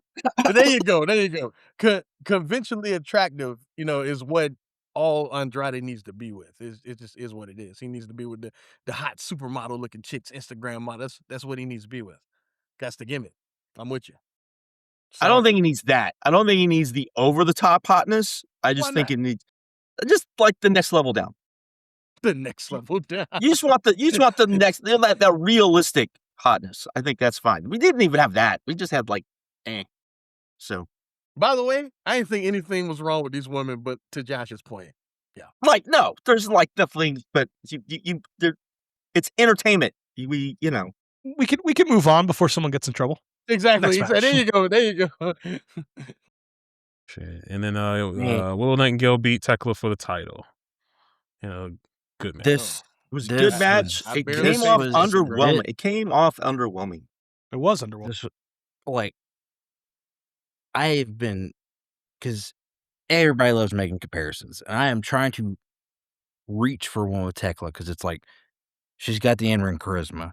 She's got the outer ring charisma. She's got the character. She got the promos. She's athletic. You can see it. She's coordinated. She doesn't botch a lot, but it's just like when it comes to like having a match, never comes out. And it just makes no sense. When they put her with like a halfway decent worker and they're like winning those tag belts, you're gonna be like, I love Tekla's matches. I'm telling you. She's a way better. A lot of people don't. She's a way better tag wrestler, man. I know me and Eddie keep saying it, but it's true. She's so much better as a tag wrestler. Because as a singles man, I don't know what it is, man. It's about like connecting the dots with her. She don't do a very good job of it. Well, maybe the selling, like especially as a heel, like as she's like working over like a babyface. That's where a lot of these matches seem to really fall flat to me. It's like here she's like working on the ear for Willow, which I don't know if the live crowd, other than when she bit the ear that one time, the rest of the time she was working it, the live crowd didn't seem to really pick up on it. And it was just very dry. It was just like a series of kicks, like pulling at the ear. And that's like 6 minutes of like a 16-minute match. I think one of the issues with her is I think what people want out of her matches, you can't go more than maybe 10 minutes. They want it. They want just like what her character is. Fast, in your face, just like sprints, and you don't get that, and so I think it comes off. I think that's one of the like it's not even just that she's not good. I think her character is one that the matches need to be short. Even if she loses, I think the matches need to be short. So the action doesn't fit the character. Yeah, right. I agree. And I was really let down by this. This is the only match I actually rewatched, and I was pissed when I rewatched it because it was exactly as mid as I thought it was, and I was mad at myself for wasting time. I gave this 2.5 stars, and I thought that was harsh, and I was like, no, let me watch that back. Maybe I was just in a bad mood at the finish. I felt the same way when I rewatched it. I would give it. I liked it more than you, but I would still only give it like 3.25, maybe. Like it's, and I think that hurts Willow because you didn't get that like moment. Dramatic moment. Yeah. Right. Compare when Willow, because I think this was a huge fumble, not just because it was the semi-main event of the pay-per-view, both in terms of hype, and it was literally the semi-main event, but not just because of that, but also because it's setting up the all-in main event of the women as well. Willow, when she beat Mercedes in New Year's Eve last year on Dynamite, it felt like a big fucking deal. Like you got the climactic count to the pin. You got the crowd rising up. She's celebrating with the other women. And this felt 1/10 of that. Like this felt so flat. And yes, Tekla is not as good as Mercedes, I understand. I think it's deeper than that though. I think the way they set up this finishing sequence was bad. Having Sky Blue come out, put the foot on the ropes, gets caught in the act while doing it. There's no DQ. The ref doesn't throw her out. The commentators, like Alvarez again mentioned this in Brian and Vinny, and it was rare. It was a rare good review from him. He actually did mention this. They make the commentators look like idiots sometimes. Like Excalibur's like, did the ref see her put the foot on the rope? I will say this. The commentary all night drove me crazy. Like. And it really hurt in this moment, but like they come back in the ring and Tekla's setting up the stomp. She doesn't hit it, and she just gets backslid into a pin. No one thinks it's going to be the finish. It is the finish. The crowd gives that whoa they give when the 3 count comes when they don't expect it. Like, oh shit, I didn't know that was it. And you could have very easily had Tekla hit the stomp, go for a near fall. It would have been a dramatic kick out, build the spear into the Dr. Bomb, and it would have been a dramatic pin. Even with the rest of the match being sucky, you still could have had a dramatic finish despite that. And I thought the sequencing of not building around the finisher near falls, not building around the Dr. Bomb finish, and building around that weird-ass backslide. Why? Because you want to protect Tekla? Like, what the fuck are we doing? It was so... I think this was a big missed moment in AEW's history because Willow winning the title should feel like a big fucking deal. It's like a story they've told for like 3 years. This should feel like a really special moment, and it just doesn't. It felt so flat.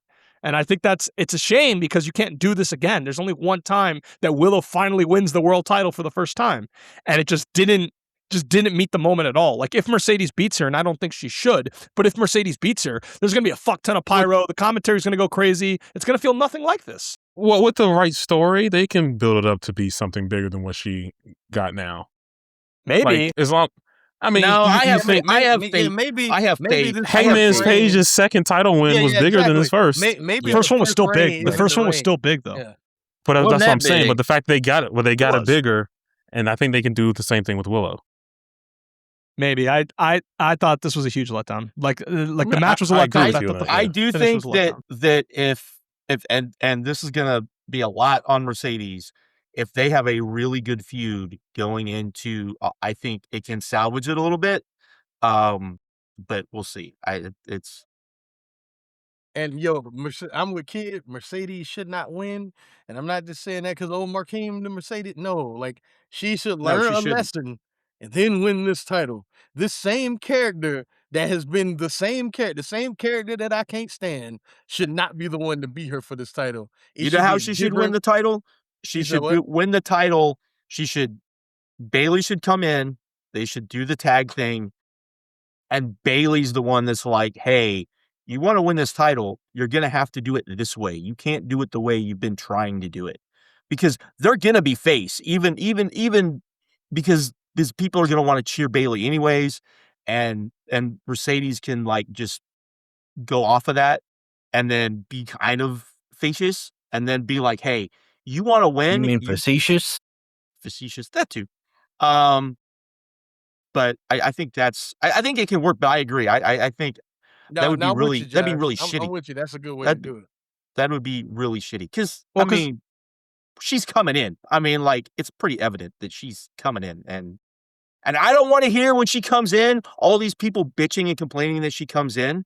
I don't care that she's washed. Nobody I from don't the care. Fed. I don't care that she's washed, and she is, but she is the type of person that there's multiple reasons why you sign her. And her being washed does not wash all of that away. So there you go. If Mercedes just beats Willow, what's the payoff from getting Right, all those right. titles and losing all those Right, titles? right, Like, it's just exactly. like she took a vacation, she refreshed herself, and now she's back to beating everybody again. It's like, what's the lesson here? Like, I thought She's there was a back on story her they were yacht. telling. She was back with her expensive, champagne, and she just wins the title. And I like that she's like clinging onto the Owen belt, which like Ospreay is not touching his belt, but Mercedes is so attached to it because she needs the title, she needs the validation. And if she loses to Willow, she's probably not gonna walk around with the Owen belt anymore, and not walk around with the world title either. And she feels naked, she feels exposed, she feels weak. And like I think there's a lot there, and I think I don't expect it, Hey, no, unfortunately. Kid, you know what I want to happen?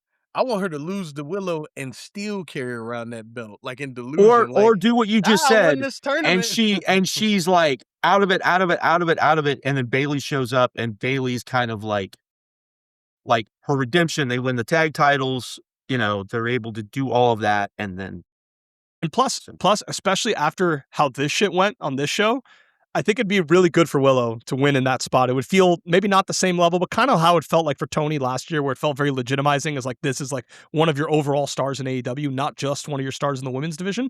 And I think that's a good opportunity. You both help Willow and you get a better story out of Mercedes. You can have Mercedes win the title next year. It'll still be really hot. We said for years, maybe it's not the best time to make this argument as people complain about the Ospreay story, but they did successfully stretch the Ospreay win out.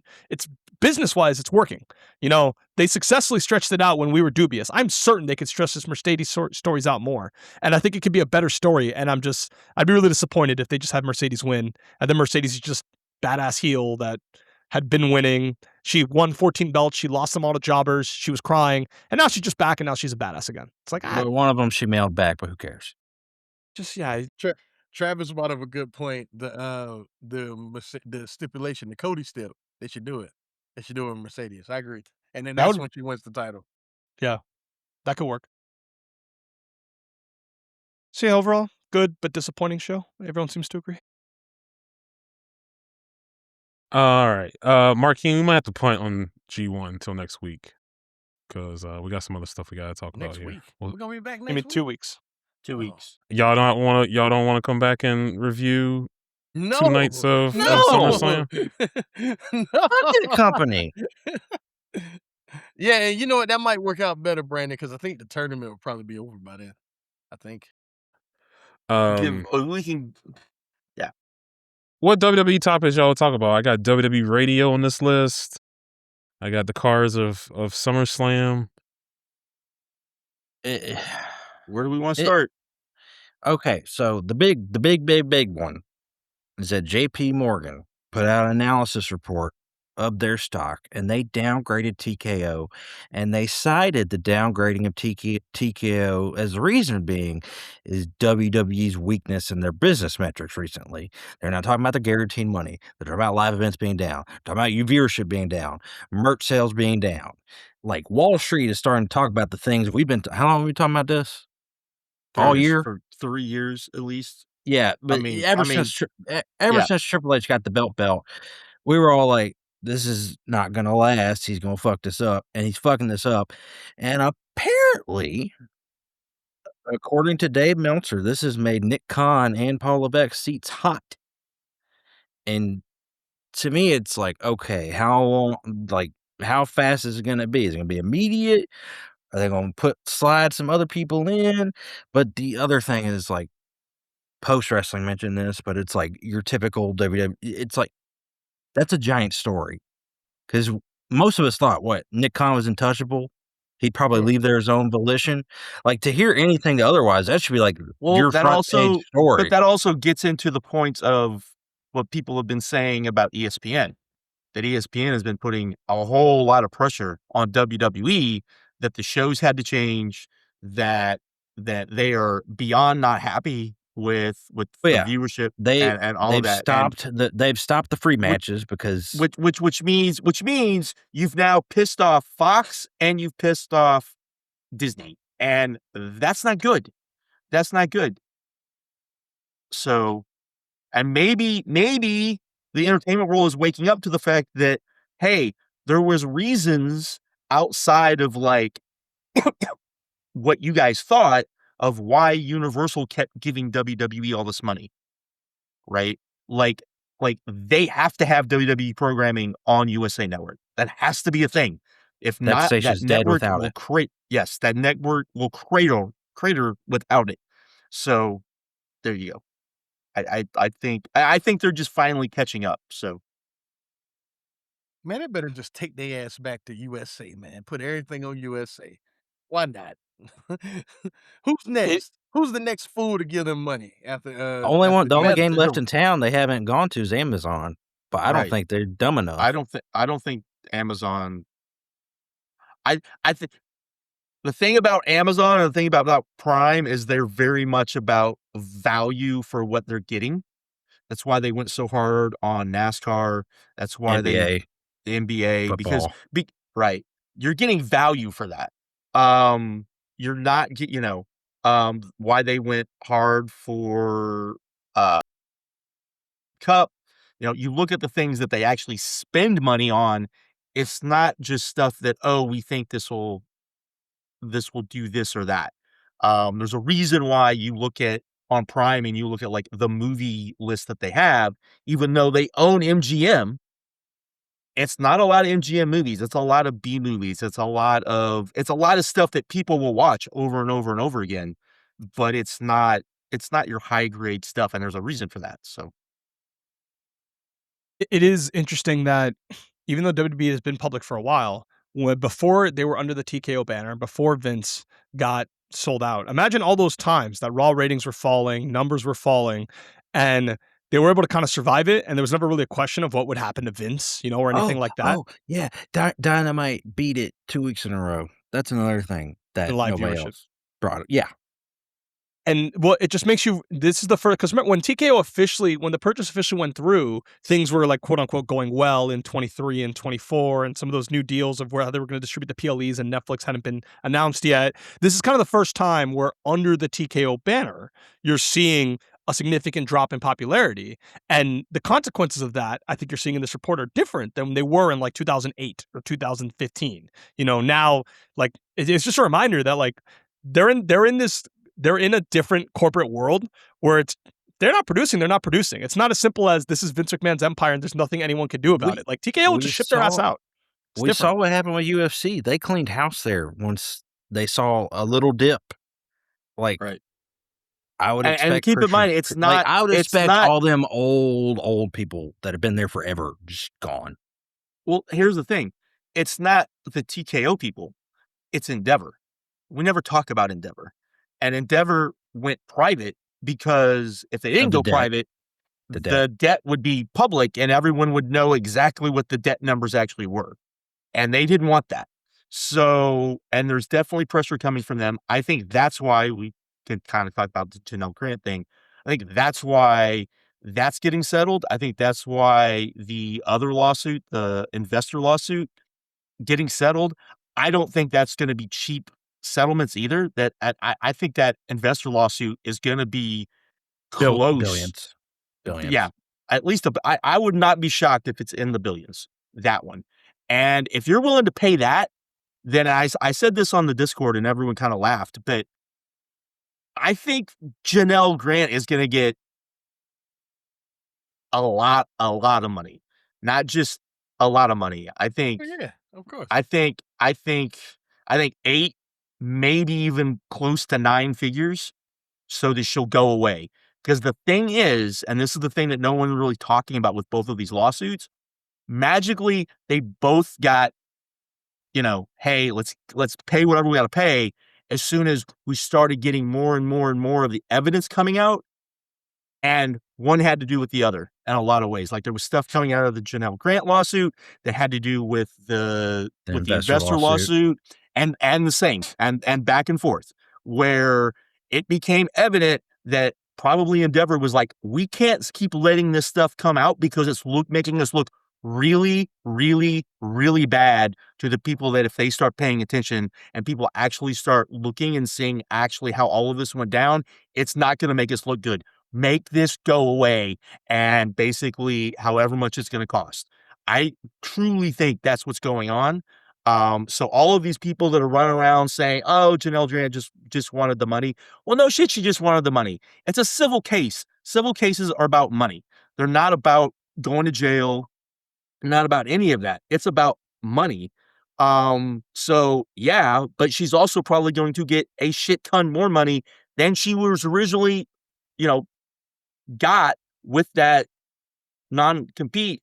And, oh, by the way, the other part of that no one talks about is now we know that there were a ton of other non-competes that we don't know any non-disclosure, NDAs. Non-disclosure that we know exist. We don't necessarily know who they are. Some people have been able to connect some dots, but all of that, like I think Endeavor just wanted this shit to go away because of everything that slowly started coming out. So, and we hadn't even really gotten to the parts where lots of stuff was going to come out. So there you go.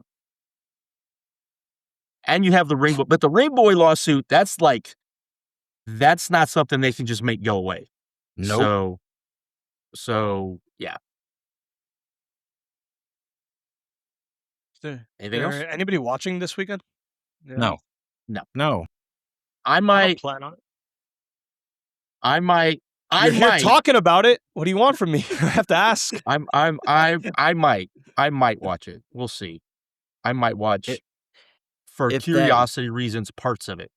If I get somehow I grant access to ESPN, because I canceled the shit after my That 2 months I did watching every SmackDown, every Raw, every pay-per-view, just trying to understand the product, and I came away even more baffled than before I did that.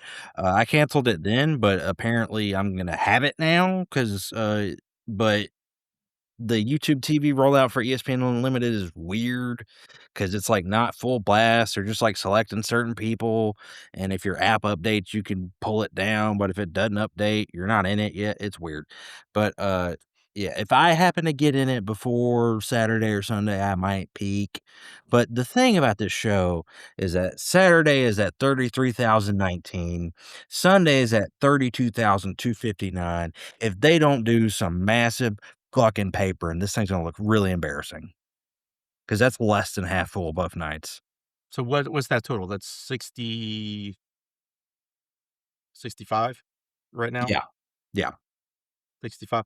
I still think that if I'm just saying, Nope. no, I'm not saying They're to not beat it. gonna I'm do not it, saying to beat it. Josh. No, But I'm not saying No. to beat it. I'm not saying to beat it. I'm saying to Nope. get close. I'm saying to They're get gonna close. beat both nights. What? I mean, they're gonna beat them individually. Why would they care about the combined number? That's like a fake number. I know it's a fake number, but it's a good Because PR most of those number. people are the same people. What are we talking about here? Yeah, I'm He confused. thinks that Tony should try to paper the fuck out of All In to beat SummerSlam's combined not attendance only if on they one day. only if they get like within, I would say they get to like 45. I think then you start getting aggressive is how I would put it. I don't think they have to beat them. I think it just They're- has to get close. They're So on pace for 46 right now. I understand. But I think you still need like room. Like it would have to be in the Alright, next like week. So I 2 have a weeks. So question, Josh. Since you bring that up, what would the SummerSlam number have to be for you to want Tony to do that? what? No, it's not the SummerSlam number. No, but I'm It's saying, like, I know you said you want him to paper it to beat him if he. but here's the like, thing. Like, what do If you want that li- SummerSlam number that you want Tony to beat? well, That's what I'm let's saying. now here's the thing. basically. Yeah, basically now or maybe 70, right? It has to be less than 70. They're not And gonna I get think- 70 for All In. But no, way. that's not Even what with I'm paper. saying. That's not what. Listen to what I'm They saying. won't get close. They won't get close. Could they get 60? No, At this I think point, 50. I think they have a shot at 50. I 50 do is your think they best have a bet. real Yeah. shot at 50. But is that 60,000 like a lot of going? people in like a Yeah. little bit of time. That's not. Nah. They've been having quad-digit days, Markeem. You said I'm just what? saying. They've been having that- quad-digit ticket sales day. I know, but 60,000? We're kind of close now, man. But to Chase's point, they can already say that All In out. No, I agree with that. I agree with that. But here's the thing. Thinking like that, thinking like what you just said, is why they continually lose the PR war to WWE. They don't care anymore. Have you seen this man? He He's cares. kumbaya. He don't cares. care. He cares. He doesn't care cares. anymore. Man, Josh, you sound real Eric Bischoff like He right ca- now. he This is cares. crazy. I'm not even saying they have to beat them. I'm not even saying Look, that. I even came on last show when they had only beaten Raw once. Not even 2 weeks in a row. They should have put a PR release about it. They ain't said shit. No, but it's the you don't say anything about it. It's not you saying anything about it. It's you hoping that if you do that other people talk about it. They Building not- That's That's where not going to that's where- happen in this that's environment where the that's media where- is so Fed controlled. That's Paula what I'm saying. Like, it's not Gentle gonna is happen. not going to let that happen, Josh. Paula Okay. Gentle's got his tendrils way too dug deep into some of these people because I just did a little exercise in our little DM for this show. Just be like, has Fightful mentioned this JP Morgan report? No. Has PW Insider? No. Post Wrestling? Yes, because of course they did. But it's like, I'm sure Dave will talk about it. yeah, Dave's the one who reported it. Yeah, but I'm saying that he'll talk about it like You can't- in depth. But Josh, like winning, like in general, because like I guess WWE Busted Open Radio is also like a topic on the show. Like in general, when you can only trust Dave and the post guys to talk about this stuff honestly, like you're just I not know. going to win I, that war. I Like, agree, but I'm just saying that Because they've done such a good job of ruining their reputations. It's insane. I agree with that. And it's stupid.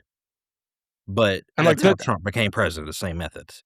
Well, no, and the busted open radio thing, like, and I've seen like other even WWE fans talk about this. It probably won't end there. Like, they'll probably outright buy other outlets too. Like, and I mean, that's probably just the start of it. To get this is me a little bit of hope is that even WWE fans have said this is ridiculous, that they're not happy with it. The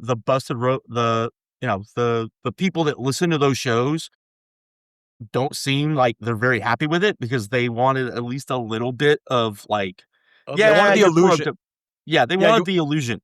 So they want the illusion have that of objective coverage. You at least want to be able to lie to yourself and say, "Hey, well, they're not really WWE employees. Like, they're just speaking their opinion." You want that. They are. You want to tell yourself that. Forget the fact that most of them were even beforehand WWE employees. But now they are. So mask off. Now they're. Man, you know, the last 2 days, they hadn't said anything about redemption. Not even a little bit. Who? Busted open. Nothing. They're not going to talk about it. They're never going to talk about. I know, but Dave LaGreca got on air. Nothing's going to change, guys. Like, everybody knew that was bullshit when he said it. oh my God, man. Thunder Rosa can't be on the show anymore. Yeah. Thunder Rosa can't be on the show. MJF can't come back. Appear every so often. Yeah. Can't come back. Who else would pop up? Chris Jericho can't appear anymore. Who else would do it? They already gotten rid of Russo and what's his name? Coach. Coach. Yeah. Fucking embarrassing, man. I hate it just do they not understand that this always just makes them look worse? Counter programming, but it doesn't. And doing it makes them look worse. But it doesn't. It does, man. The people it makes it look worse to their us. support. Because they don't like this shit. Nobody likes this shit, man. None of their fans like this shit. People like it. They like Danhausen and they like Baron Corbin. I just mean like the counter programming and doing shit like this. Like their fans don't like that shit, man. And they show it every time they do it. Every time they show it. It objectively gets less viewers and less attendance than the other times they do those shows. Like their own fan base doesn't watch the shows as often. It's just true. Like,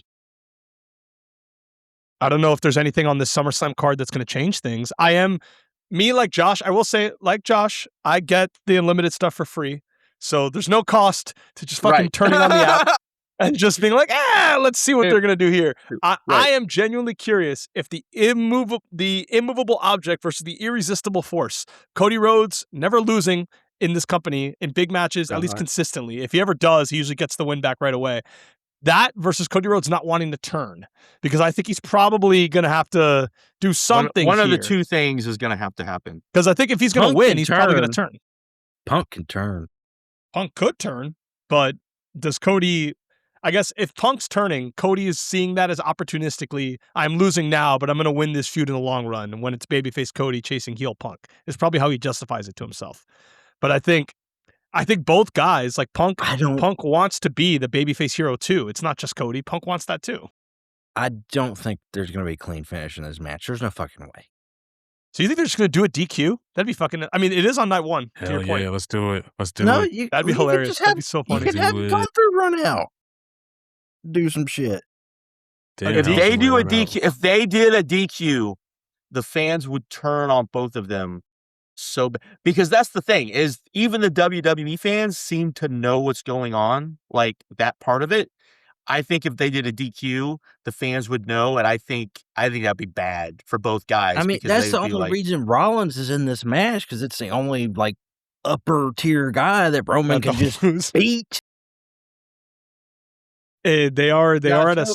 They'll be mad for like a week though. Like they'll just.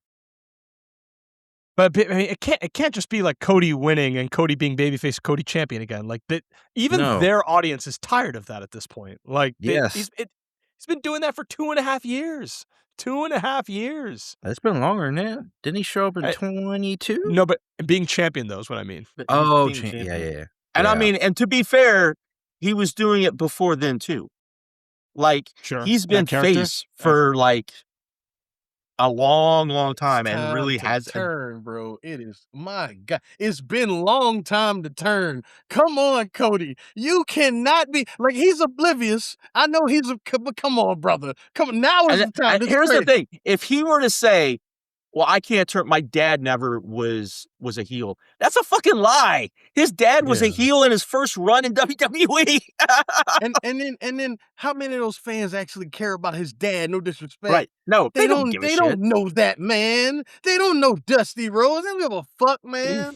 Is he the guy who wore the polka dots and delivered Exactly. pizzas? And they don't even know that. Those fans don't even know that shit. So what the But- fuck, man? I am curious to see, because Cody Rhodes is an all-timer. Paul, like what Cody did in the WrestleMania cycle of getting out of jobbing to Roman, losing the title to Drew, getting it back, and then adding the McAfee thing and getting able to beat Orton in the main event when people thought Orton was going to win. Like he is a master at this, an absolute master. There is no way he just gets hit with a GTS and there's nothing else after. There's no turn or no like thing, like when he was going to lose to MJF at Revolution 2020 and he came in with the neck tattoo, and MJF was apparently furious because all the attention became on the neck tattoo instead of on the results of the match. There's going to be something, some Cody shtick, some leak to Fightful after the match, like some Cody way to diminish and He got de-emphasize Sam this. on speed dial.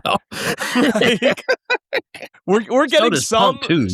Fightful report for either whoever loses this match. We're getting some Fightful report about like contract negotiation or injury or backstage, anything to draw attention off the fact that they lost the match, unless one of them is turning. But that's I'm excited to see how it plays out because Cody's really good at this. Cody's really, really good at finding a way to be on top in these situations. And maybe to Marquinhos' point, Russell's with a bad Achilles.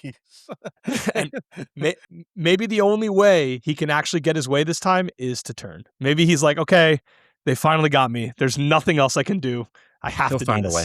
He'll find a way. We'll see. I'm very curious. I'm actually if I watch, it's simply because I've heard absolutely crazy shit that I got to see for myself, or and it would pretty much be that because there's no way for me to watch either show live. Dude, so. they don't have money. Stop with this.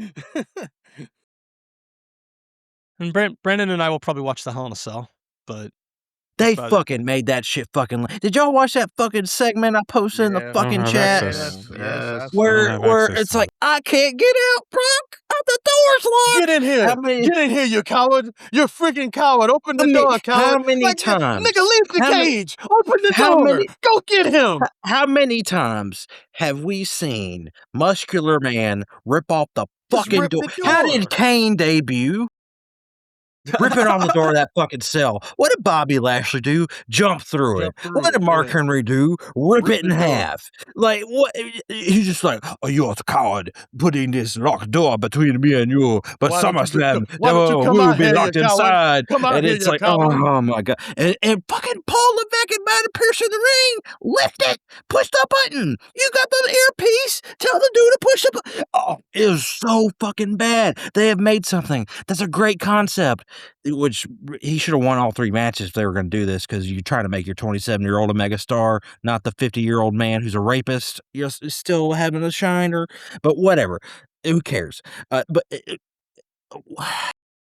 that motherfucker is out there again, making it about himself again when he can't even do shit anymore. Because he got a fucking pacemaker in his chest. Like, what? He's got a defibrillator. It's even worse. I'm not trying to be nerdy. I'm trying to point out that it's even more dangerous. like he literally can't do anything. Like, what? Dude, we know you can't do anything. Anybody with a brain knows you can't do anything. Why are you still trying to make this about you? Like, you look lame. I know you understand you're trying to pump up like Dana, but Dana doesn't he doesn't go out there in the middle of matches and be like, "Hold up, guys." I don't want to go as far as to say they fumbled over Femi. I don't think that's fair. No, they're gonna. That segment was real bad. But he's gonna win. He's gonna win this week. But I will. Does that matter? How's he gonna win? I will say. Good question. He is clearly not the same. It is worse. Yeah, not the same. I would agree. like a large margin. This motherfucker is not. And look, and I think a very worthy argument also is, even if he wins this match, if the goal is to keep him strong till the Mania, you see, like, it's amazing they release these Unreal videos that just bury them even more when they're like, we'll shove Braun Breaker down to the fans' throats if we have him win the Rumble, so let's We can't have that. They'll be mad. It's like, are you stupid? Are you dumb? Their ability to go from SummerSlam to WrestleMania with Obafemi with no problems is unlikely. They'll find a way to mess it up. But I do think he's going to win. He is going to win this weekend. One would but hope. how I is hope he going to so. win? How is there anything they can do? Because last year at SummerSlam they brought Brock back. What should happen is Brock Lesnar should be laying in a puddle of his own blood in his hometown in front of Sable and his daughter that looks way too much like him, crying, and him put his foot on his chest and be like, I am the ruler. That's how it should end. It ain't going to end like that. Because he's Well, you probably can't do the blood. You can't do the blood, so. Why you Yeah, can't? they They do can't. it. They They've been do it whenever doing they it. feel like it. Whenever they feel like it, somebody get cut. So they can do the blood. They can do the goddamn blood. They should. There's no return spam they can do, right? They love doing that, like, big return at the end of the show to get hyped. They can't really do that in this current I state. was saying that because the Dwayne button's not on right now. John Cena's filming Superman. The button they pushed was $25 tickets. And that was the last gasp of desperation they had. And it's just like, they have nothing. I mean, there is one thing that they could do that. Reunite the Shield. Something Don't unlikely. even say it. Don't even say it. What's that? Don't I'm even confused. say it. What's going on? I'm just Don't saying. shut up. Don't even say it. Don't say it. What's going on? We're What's not happening? saying that man's name on this program, Josh. Just stop it right now. What's happening? I'm confused. Well, bring You back say that Vince? name, I'm starting with my Benoit jokes again. No, what's going on? Like, Let's I don't know what avoid you're talking about. No, Markeem, just think. Oh, I got it. Yeah, Use your that's not head, good. Markeem. I don't gotta just say what we're talking They can't about. do that. They can't do that. They cannot do that, Josh. They cannot do I that. I know they can't, but doesn't mean Are you saying won't. Vince coming back? Brandon, you're on mute. Marquise. No one can hear you. Oh, got it. Oh, and Duke. I'm on okay, mute. Got it. You're still on It mute. hit You're still me, on mute. And then I You're saw it mute. like it happened in real time. Yeah. You're still on mute, man. Brandon. That's fine. That's fine. We can't hear you. I think he just gave up. He just threw in the towel. Yeah, that they could do that, but they should not. And honestly, even for them, probably not. Like, I would think not. But yes, you're right, Josh. That is the last thing that they have. That is the last. That is truly the last thing they have. I mean, it's being settled. Is this weekend just going to end with, like, Roman Reigns spears Seth Rollins, pins, Bloodline raise the titles in the air? That's so flat. Yes. Like, Yes. and it doesn't They even. can 100% do it. I love y'all, man. I love y'all so much, man. I mean, when you have 3 people in that company, well, technically 3. I guess 3. I'm sorry. You were talking about bringing Vince back the whole time, right? Yeah. God damn it. I just want to make sure that's what we were talking about. I love That how is you what I was talking unmuted the mic to just, like, drop in and say that. I just want to during- make sure, yeah, because I was saying that. I was like, are we talking about Vince this whole time? Like, Is this the peak of the Roman Cody Punk have a stranglehold on this product? Is this the end of Yes. that? I mean, But it you would feels hope. like their You would fans are sick hope. of it too. You would hope. The problem is that this motherfucker doesn't know how to pivot at all. Well, 'Cause- the other problem is who are they going to use in those spots? Because that's the other No part. idea. Because the last time he was in this position, he went to fucking Killer Cross, and he can't do that this time. The The I guy think they I think should an use is walking around with Roman. The guy they should use is literally standing next to Roman. Man, I hate this company, man. He's now a cook boy, man. He's a cook boy now. Jesus Christ. compare how we were talking about Braun Breaker last year to how we're talking about him now. Like, it's Him so too. sad. They should It's so get him sad. too. They They have people. But like, and we've talked about this in the show. I don't like when they fumble these young guys, because even if you're rooting for the company to die and you want these guys to go to AEW, it's worse for everybody that Braun Breaker's in a worse position Right. now than a year ago. It's worse for everybody. It'd be worse for Oba. Like, as much as people would laugh if Brock beats Oba, I think it'd be really sad. It'd be like, fuck, now Oba has less value in the wrestling industry as a whole. You know, like, I don't want them to ruin these guys' careers. They will, because they suck at People this. don't understand. Like, as much as I hate this company, it is a good thing when they are good and they are popular because it makes everyone else better. Problem is, when they were popular a few years ago, they weren't good, and now they're neither. You know what I mean? I need them to be good and popular, Really, even at if the I same hate time. everything they do. Good and popular, and it's not. But here's the thing: we're what Ricky's talking about is how many like I think the point of the WWE radio thing. I think this is a good point of this is how many people actually talk about the wrestling ecosystem and what the wrestling ecosystem actually looks like.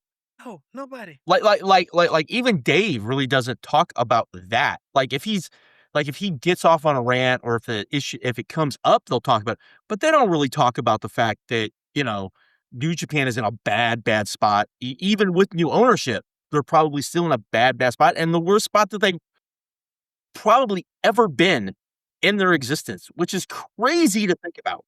It's just really crazy to think about. The fact that Japanese wrestling as a whole, right, is just not in a bad Well, spot. men's wrestling. Yeah, well, Okay. yeah. Well, but yeah. The Joshis are fine. I They're mean, fine. But I think, it's just a bad spot. So, and the last thing I'll say on the Roman Punk Cody thing, it really seems like Triple H, despite being the former wrestler, despite putting guys down while he was on top, it really seems like he can't tell these guys no. It really seems like he's trying to make them all happy, and he can't deep push them. Here's the thing: we know Cody's contract is a weird contract, right? And they just extended it. It's not like he signed a new deal; he just extended the old one.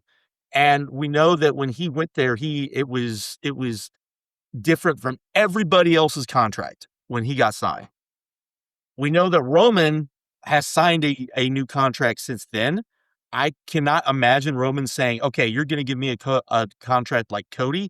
Now you have two guys that probably have some form of actual veto and That's control. A good point, Josh. Right? Punk probably doesn't, so he's probably the odd man out. But there's no thing in there that says he can't take his ball and go home for 3 months till they give him another world title after he does job. I know. This company feels like if 1998 WCW had like 4 years of guaranteed financial stability. Like,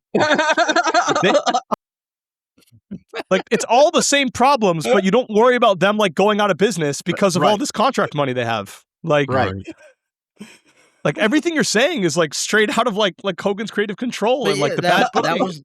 That was the crux of the JP Morgan analyst was like, they have all this guaranteed money, but they should also have this additional revenue coming in that's extremely weak because the product is so bad. Right. But and I thought Tay made a good point too. If it's getting to the level that if you're not that top guy, if you're like a mid-carder and they ask you to take a 50% pay cut, you're probably even more afraid of jobbing than you were before. You're probably even more willing. Oh shit! If I lose 2 pay-per-views in a row, they're gonna ask me to take a pay cut. Fuck this. Especially because we've talked about this before. Not everybody wants to go to AEW for a variety of reasons, but also there's a lot of people that know the score and know that if they go there, they can't hang.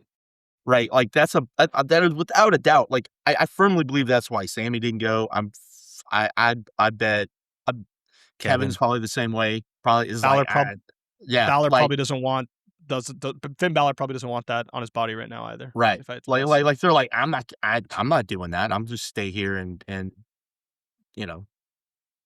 so we'll see if it's just a boring PLE. We'll see if they do anything interesting. Probably not. How many matches are on that show?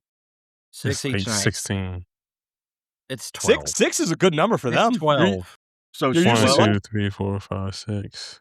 There's 12. So it's 6 on both nights. So it's 6 on both nights. That's not bad. Hey, that's like good. Hey, we've gotten 4 match PLEs from them. That was one of their demands. They wanted more matches on these shows. So that's given number 1. The other demand was they need to be better. We'll see if they make up on that one. Dubious.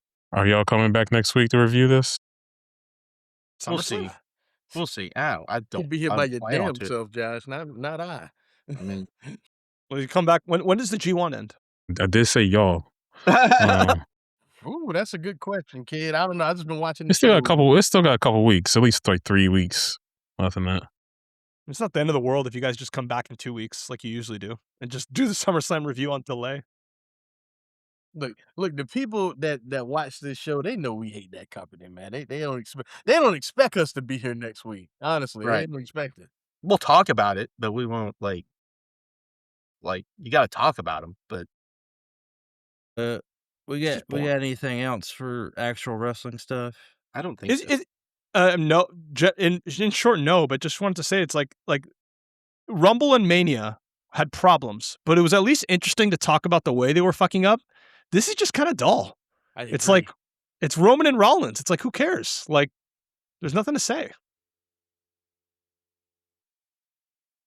Agreed. Shield. Agreed. But they're not the only company putting on a show this weekend. No, they are Are they, not. Marquette? No, they are No, not. they're not. That's right. You go away. You go away. You go away. There you go. That's because this Friday night, Blue Moon Wrestling is proud to present Sinister Consequences. Marquis, we got a stack card full of action coming to everybody this Friday night. What do we got planned for Sinister Consequences? Well, I don't know, Chase. If you saw our show last week, you know that our current champion is the legendary Jushin Thunder Liger, and he is a fighting champion, and he agreed to put his title on the line against the winner of our opening contest. We got the It's- hardcore legendary Whoa, Funk. it's a survival of the Yeah, fittest. yeah, we survival got of the fittest, man. elimination rules.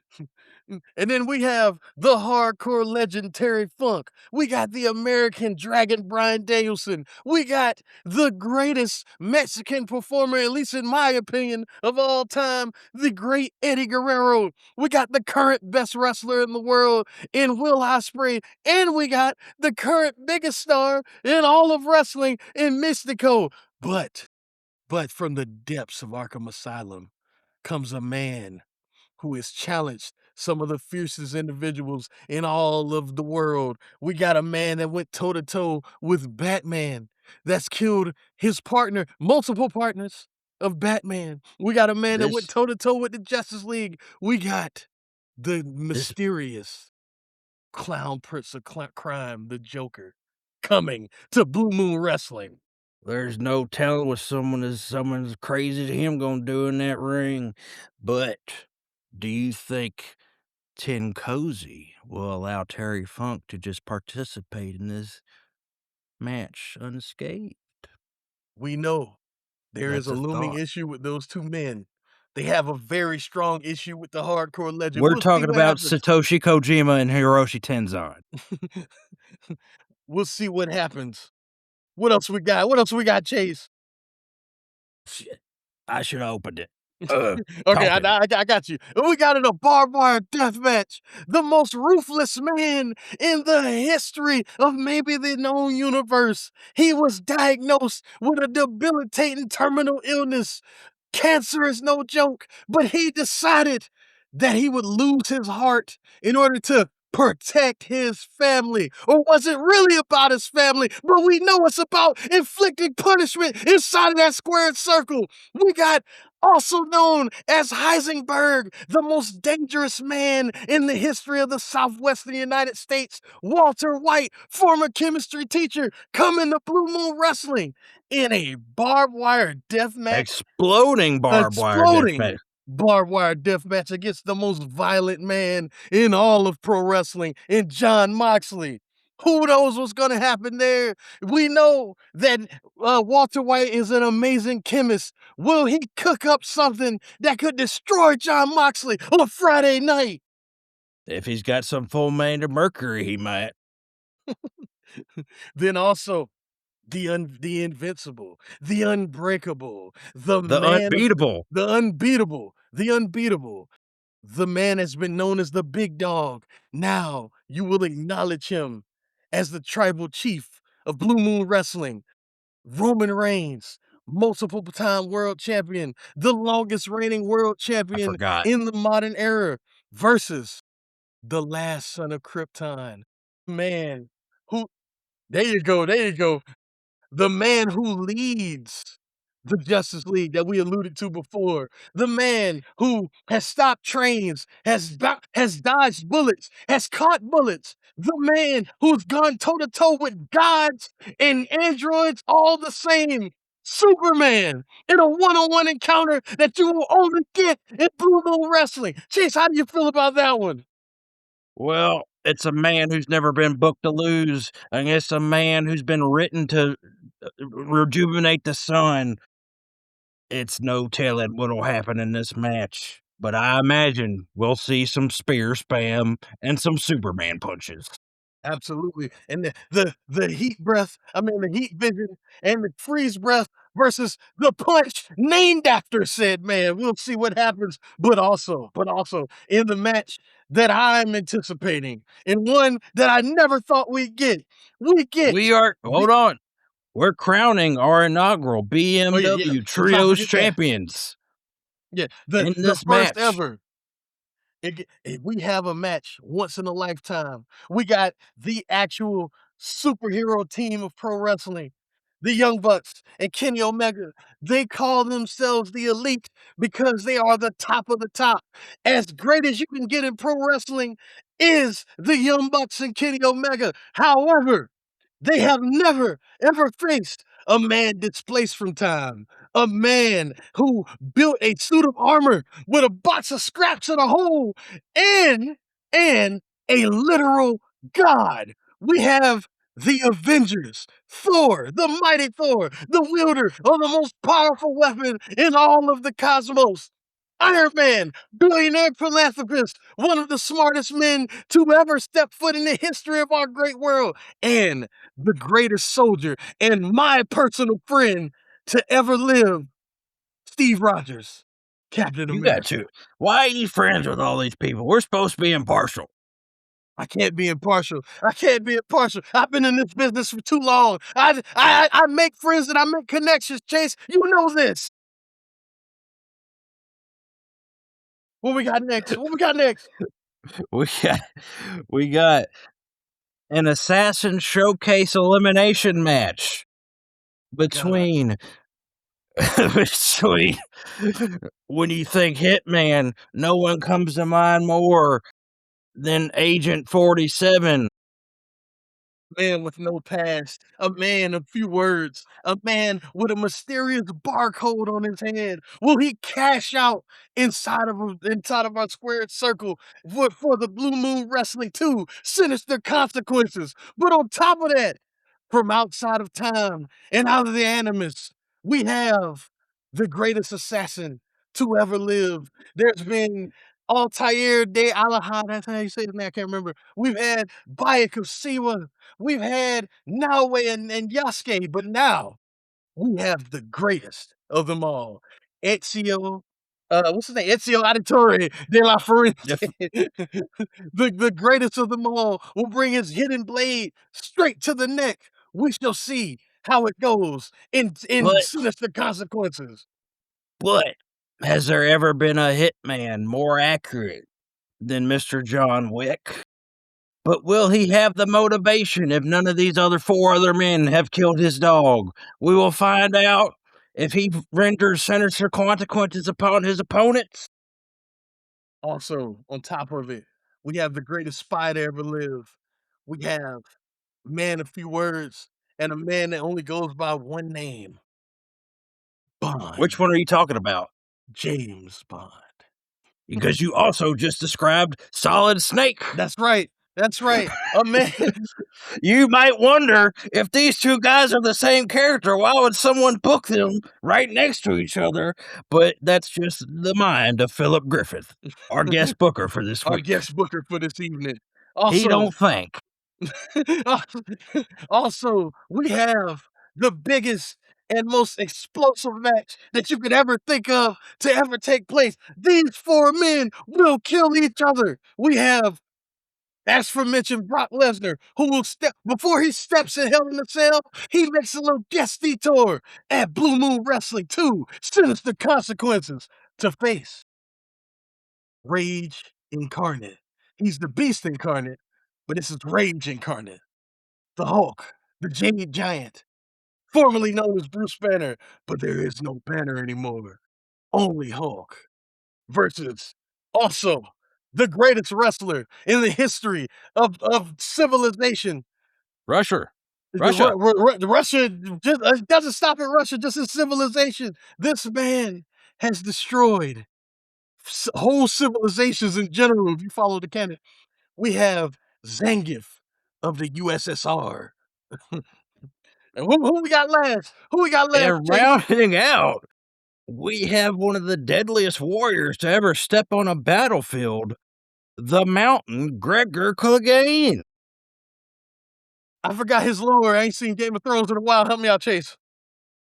He skull crushes people. There you go. He explodes people's heads. The Mountain. There we go. I ain't seen Game of Thrones in a while. Moving on. And crowning. There we go. Our first ever BMW Women's Champion in a fatal 4-way. We have hardcore elimination match. Anything goes. We can't do it. It broke. We had to retape it. It's a fatal 4-way. One fall to a finish. Okay, there we go. Never mind. One fall to a finish. We got Becky Lynch, the man, the woman who calls herself the man, who is now a Trump supporter. We have Becky Lynch, who is putting her reputation and her title, not her titles, but her reputation on the line against Jamie Hayter, another lady who's plied her craft in a very different way, a very low-key way, that maybe should be in the position that Becky Lynch is in. But they both have to go through, I would say, the most iconic female of the fucking modern era. Would you agree? I think so. Katniss Everdeen? No, obviously not Katniss Everdeen. Two pistols wielding. Two pistols wielding. Unbeatable. Laura Croft. Unshakable and unbeatable. And also we got that girl from Hunger Games. Who shoots a bow and arrow? She's here for some reason. Who stands no chance. I don't know why Mr. Griffin put her here, but she's here. But in our semi-main event, which expanded because Sabu got more help, Markeem, your close personal friend Sabu, who did he call upon aid to fight in his battle against the Sinister Six, who are 4 because of the limits of this game? My friend told me he felt betrayed last week. He wants revenge, and he wanted as many of the Sinister Six that he can get his hands on. He really wanted Octavius to himself, but he knew he'd never accept. So he initially proposed a tag match. But Octavius was like, well, I want all my men to get a piece of you, Sabu. You've disrespected me for too long. So Sabu has friends of his own. He called up the man who was super fucking influenced by Sabu, who modeled his entire career after Sabu, in Hayabusa, the hardcore legend Hayabusa, and his protege, Mr. Monday Night, Mr. Friday Night, Mr. PPV, the whole fucking show, Rob Van Dam. And but also, that's not to mention that Sabu let the 4 spot open for anyone to sign their name on that contract. And it's water under the bridge, as no one other than Spider-Man put his name on that contract. The man he screwed last week, Chase. Why would he do such a thing? Because Spider-Man fights with honor, just like Will Ospreay's trying to do, but y'all are dogging on him for it. But of course, I must give the devil his due. He came prepared. He's stepping into this ring with some of the deadliest men he's ever assembled. And who knows where the rest of them are lurking. But he bought his best 3 of the Sinister Six. He bought the powerful and electrifying Electro. He bought the greatest hunter to ever live in Craven himself. And the wild card, who has a very tumultuous relationship with Octavius, Mr. Negative. What will happen, Chase? What will happen? Anything can happen in an exploding cage match, so plus there's going to be weapons everywhere. We my don't. God. It How could do we get end all these very men in? quickly. How do we get It all might these men end in a time? blink. Who knows? Who knows? And then we got your main event, the world champion Jushin Thunder Liger, putting his title on the line against the man that survived the opener. Please tune in on Friday night. Sinister Consequences. Boom Wrestling 2 presents. Ah!